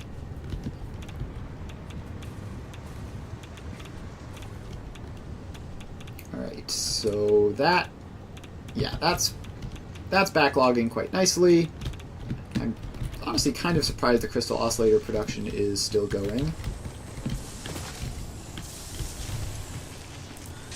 Yeah, it looks like it may have dipped down from a lack of iron recently. And let's investigate to confirm that. Yeah, that's at 81%. Which, I don't know why this one in particular would be receiving so much less iron, but I guess that is what is happening.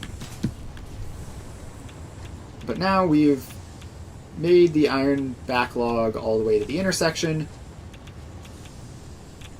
which means we're going to let a couple more go through just to add to the buffer. And now we should be fine to take that summer sloop out.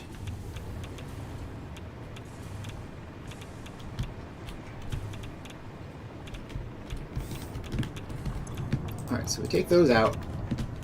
Now that is back to normal production rates.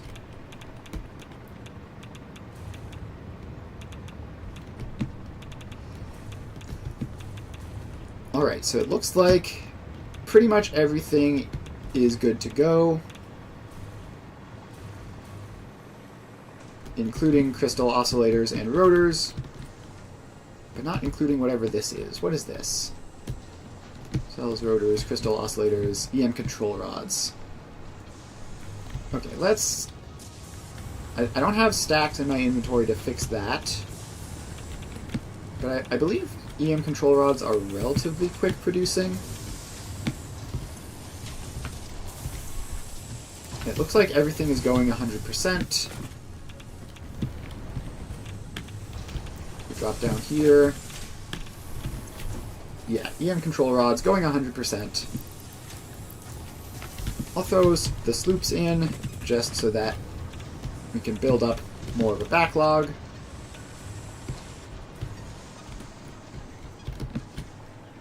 Because it would not do to run out of EM control rods. Those are important. And yeah, this isn't backed up all the way through the entire thing, which means that, like, as it produces, some of them will be going up there, which means this won't be producing at 100%, which is bad. I don't want some of them to not be producing at 100%.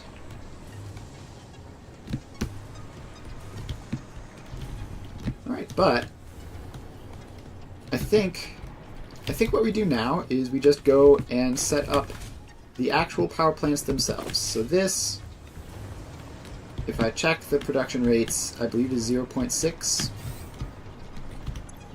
0.6 fuel rods a minute. So we need... first of all, we need to grab a power pole. Where are those? There's one. Grab a power pole, bring that back here. And over here to the edge, and then down here, right by the coast. And now we bring this wall all the way down, just so that these can be connected somewhat. And now we bring a fun little platform right on the ocean. And this is going to be where the power plants themselves go. Doing it this way will allow them to access basically all the water they could ever need. So let's expand that out. And have these nice and lined up. Alright, so if we do that, they're nice and lined up with that edge. And then if we push them like that, then they're lined up with that edge. So nuclear power plant in. Nuclear power plant number 2.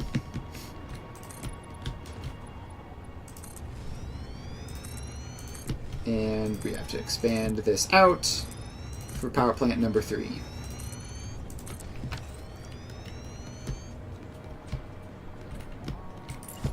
So I can copy paste that and place it in. Now, if I remember correctly, these are 0.2 per minute, so we do need 3 of these. And they are also 240 water a minute. So that will be 2 water extractors per power plant. And let's bring a power line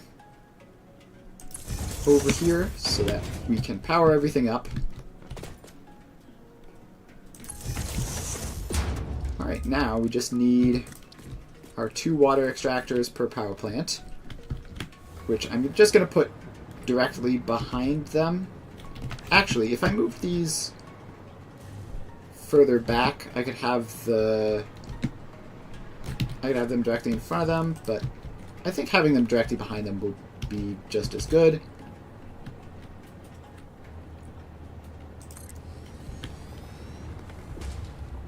So how do we want these to be oriented? I think to the side so that they can snap together easily, and then the power just like goes around them. And then the power goes between the 2 nuclear power plants.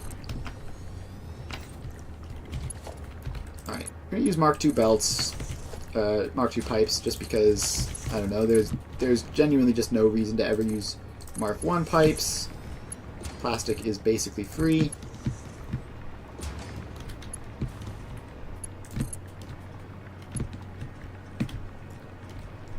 Alright, so yeah.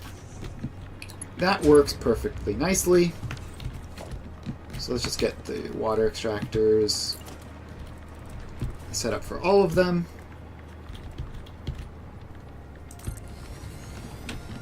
That's the 2 for that one. And the 2 for that one.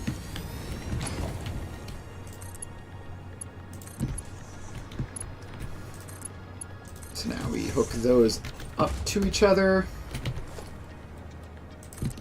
We put the junctions in. Then that stops there. And that stops just on the line between them. Right there. And then it comes up and over and turns in. And then this comes up and over and turns in. Alright, this last one came a little further up, but it's probably still fine. Although I might want to use that space for the manifolds, or do I even want to use balancers or something? I think I read somewhere that it's generally good to balance nuclear plants because of reasons. And we can just balance them here in groups of 3s, so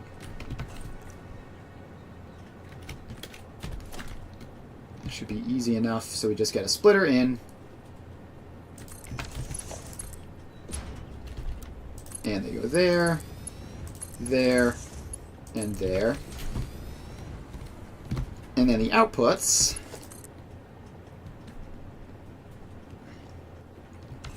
we need mergers for these.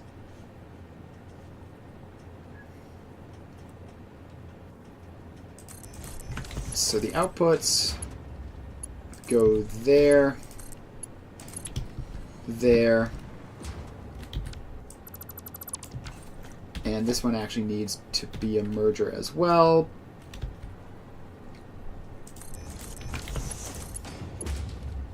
So that goes up there, this one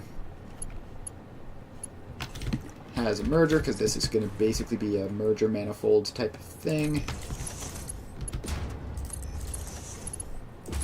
And, alright, why is this also ugly? Alright, so then that goes up there. Oh, it's because I'm using straight. I'm using straight belts for situations that they're definitely not intended for. So let's take that monstrosity out and replace it with a normal belt. Okay, now this comes out here, stays relatively high, and what I need is maybe even make it as a blueprint of just like a bunch of industrial storage containers all connected in together, so that I can have all of the storage that I could ever need. So we're going to leave some space out front for these to be connected up.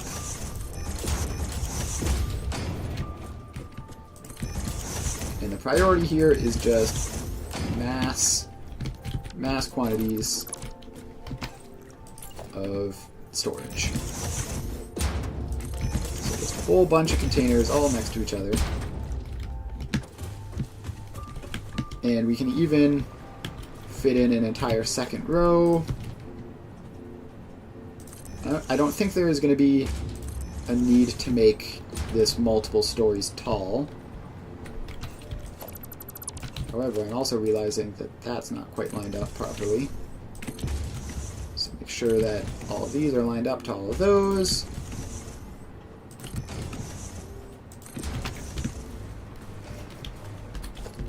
And then we have splitters, which go through each one and are lined up, please.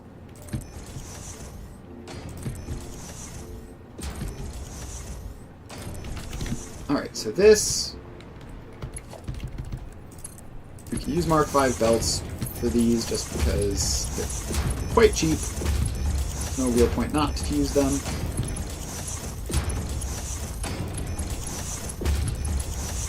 These all attach into row 1, and row 1 all attaches through to row 2.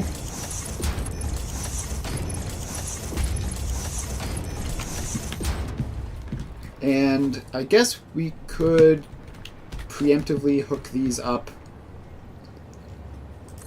to mergers on the backside, because eventually, like when we start doing the waste reprocessing, we're going to want to use these. So may as well not do that. May as well have the output side prepared while we're doing this. And we could even like use this to stack a bunch of these next to each other if we wanted to. Alright, so then we call this nuclear waste storage. Set that to go there, and save. And clear that designer. Alright. Now we just head back down here. And we pop down a floor tile, I guess. It's been a while since I've used one of these. So that floor tile can go in. And I need to blow up whatever these things are. And hopefully they explode. Ah, that is just straight up a rock. Okay, but we can't blow up the rock. So we're going to have to get rid of that and just put our, please let me swap that, put our floor tile above the rock. Seems like that's just barely above the rock. Now we put in the nuclear waste storage. And there we go.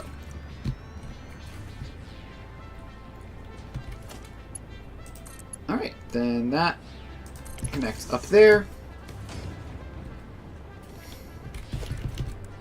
And may as well make this last bit mark 5, because I don't know how many things are going to be connecting into it. Alright. So now, this is the input for the entire thing.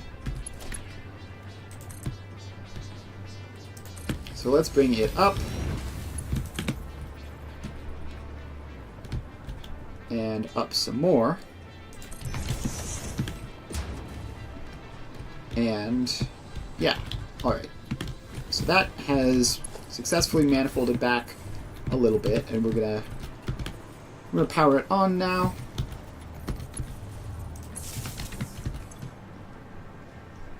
So it is just filling up. And it's gonna take 100 of the encased uranium cells, which is 20 per minute. So that's going to be filling up for a while. And while it does that, we can take this output and wrap it around the edge to get it out, and then down into the power plants.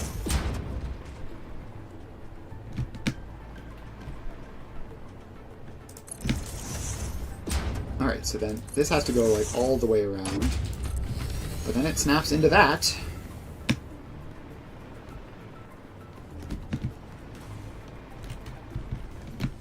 Alright, so that should be that. And now we have to just check to see it's actually working. Remember, there's nothing on the bottom floor for this one. So yeah, it's 300 seconds for it to produce 3. So it's going to be quite some time before that actually turns on. In the meantime, I just realized I never hooked up all this stuff down here to power lines. I have power lines down here, but they just aren't connected. Alright, so then we'll bring that like there.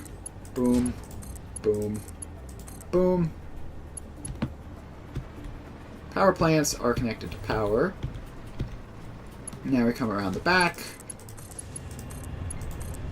and start doing some water pumping. It's good to get this in advance, just so that it's pre-pumped.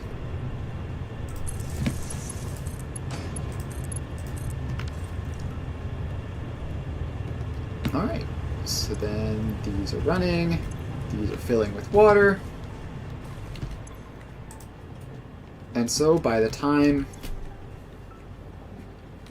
the power plants turn on, then all of this will be pretty good.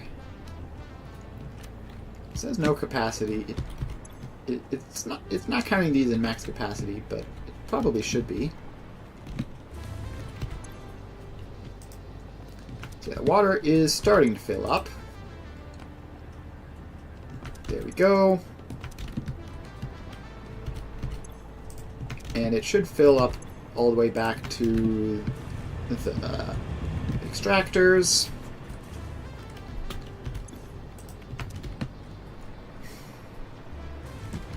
And yeah, once the fuel comes down here, then these should all turn on, probably.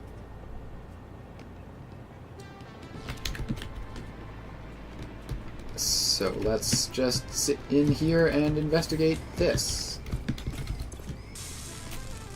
Alright, it has entirely filled up. It really just takes forever to get started producing.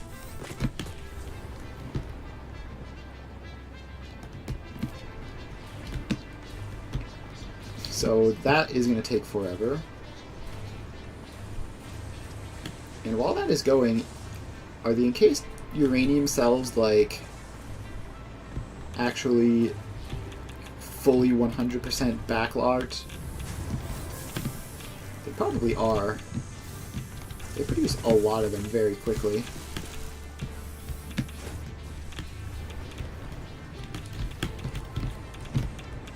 So if we check in here... Alright. Basically, but not literally.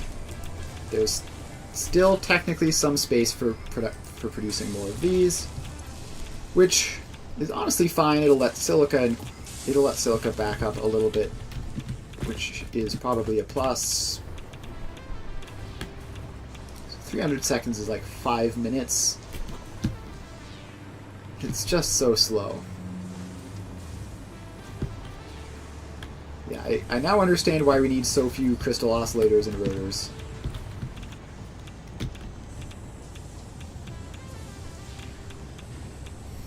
Right, is the iron production going all according to plan still? I suppose now that it's been running for a reasonable amount of time, even though it hasn't fully started up yet, I should give everything a check. Iron production, 100%.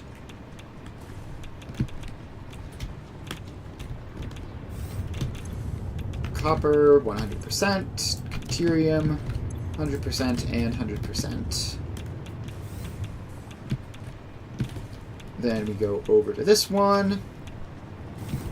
And we have steel, 100%. Quartz crystals, 100%.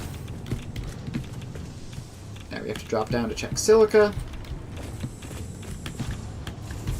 Silica, 100%.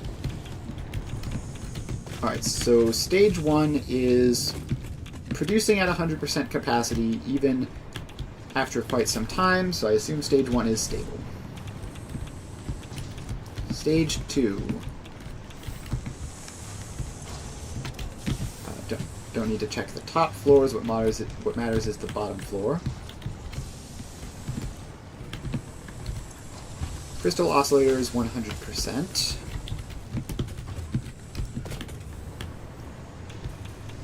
And what's this one?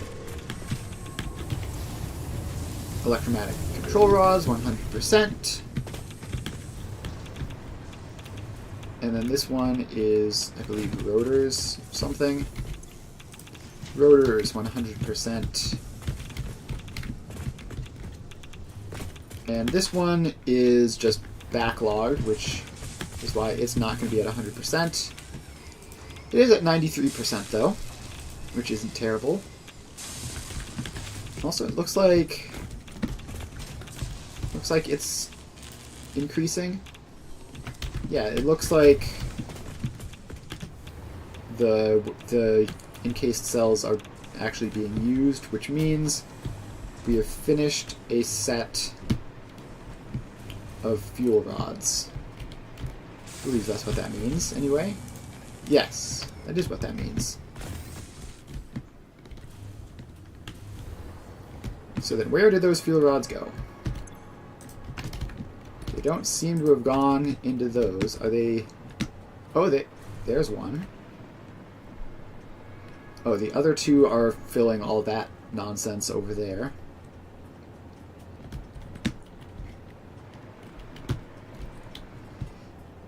Alright, so we are going to get a very short burst of a very large amount of power. And then eventually, yeah, so this got two of them. So that it produces them in batches of 3. It really is just going to take forever, isn't it? To fill up that backlog. Like 0.4 a minute is crazy bad.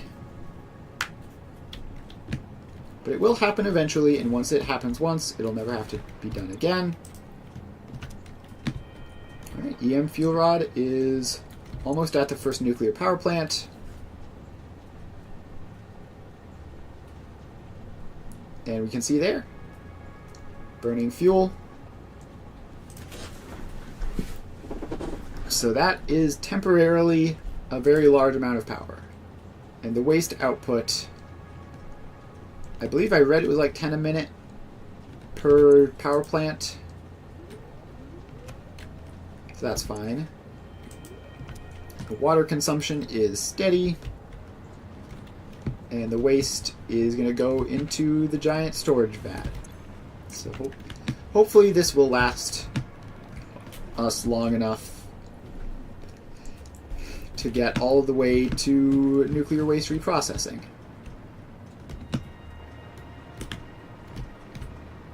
So yeah, once this finishes burning, then we should have another set on the way. But I believe that, since that's everything, like, we're just going to have to let this run and stabilize. So then the next step will be expanding. So I've used my blueprints for everything that can be blueprinted. The power plants are too big to fit in a Mark II blueprint, so I can't do anything about blueprinting those. But all of this stuff is blueprinted and auto-scaling. So yeah, I believe Project for Tomorrow is just going to be placing another, gosh, I don't know, 4 or 5 floors maybe, and just get this stuff going like crazy. So we can have a huge amount of power and never worry about it again. It doesn't take a lot of nuclear plants to make it so you never have to worry about power ever again, and we're gonna make that much.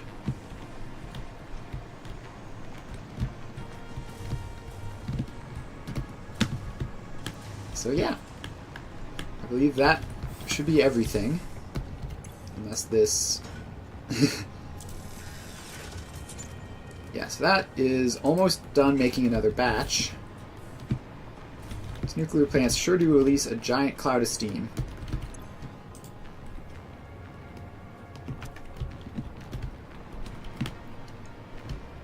So yeah, I guess that'll be that.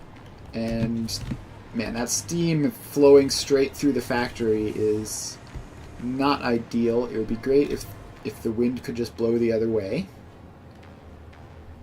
But I guess it's not that big of a deal. It ends pretty much immediately upon reaching the factory.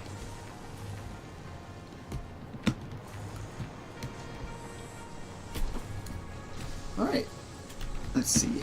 Is there anything else that I need to do this stream or a catastrophe will happen? I don't honestly think so. I think like the nuclear plant should be stable to just like get set up and running. I've checked all of these machines and they all seem to be working at 100%.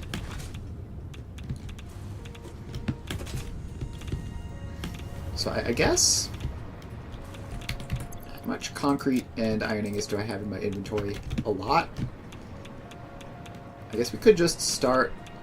Oh, I know what I can do today. I need to label all of these so that I can tell at a glance what they are. So this one is... We're going to just put billboards on them. So this one is steel, quartz, and silica. Can I have a layout where there are multiple images?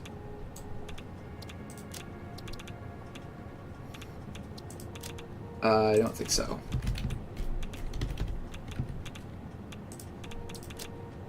So this is steel, quartz, and silica. And then we put a sign on this one, which is copper and deuterium. Set that to just one of them. Copper and deuterium. And this one is iron. So we can just set that as iron. Alright, and then we run back here. This one is, what are they called? Encased uranium cells.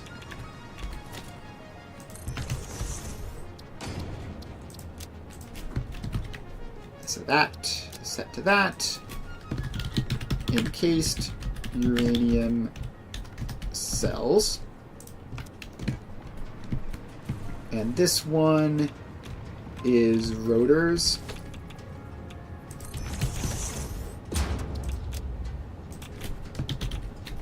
So rotors.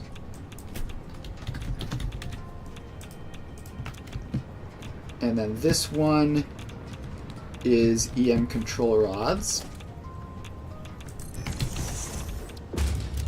So EM, no, control rods.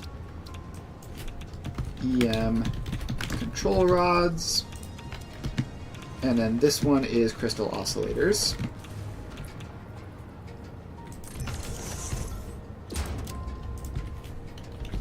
So I set that to crystal oscillators. Crystal oscillators. And then I go back here and I set this to, what's it called? Uranium fuel rods. Uranium fuel rods. Alright, so now when I want to upgrade all of these blueprints, I know what exactly I have to place and where I have to place it.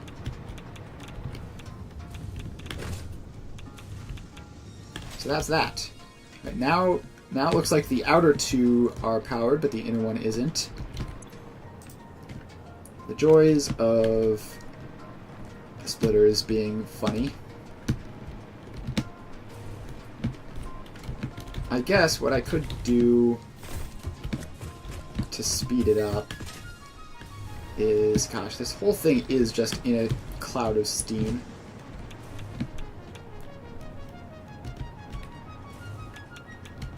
So if I go up to this floor here, this is the output, and don't dismantle the entire blueprint. If I just take that apart, then there's nothing down there, and I'm not going to change the blueprint for this because future stacking ones do need something down there. But with that change, I should have fixed that whole thing, and I think I just am going to turn this stupid nuclear power plants around. It's so nice having them this way, though, because I don't have to have the belts go over and in. Just the water pipes do that. So if I just move the power plants over that way, then that would also probably work. But we're going to have to do some adjustments on this, but it's pretty good for a first attempt. And now this is going to be splitting through all of these in the very satisfying half, so that it halves each time. And that's eventually going to become a massive source of radiation, which is fine. That's what ionized filters are for.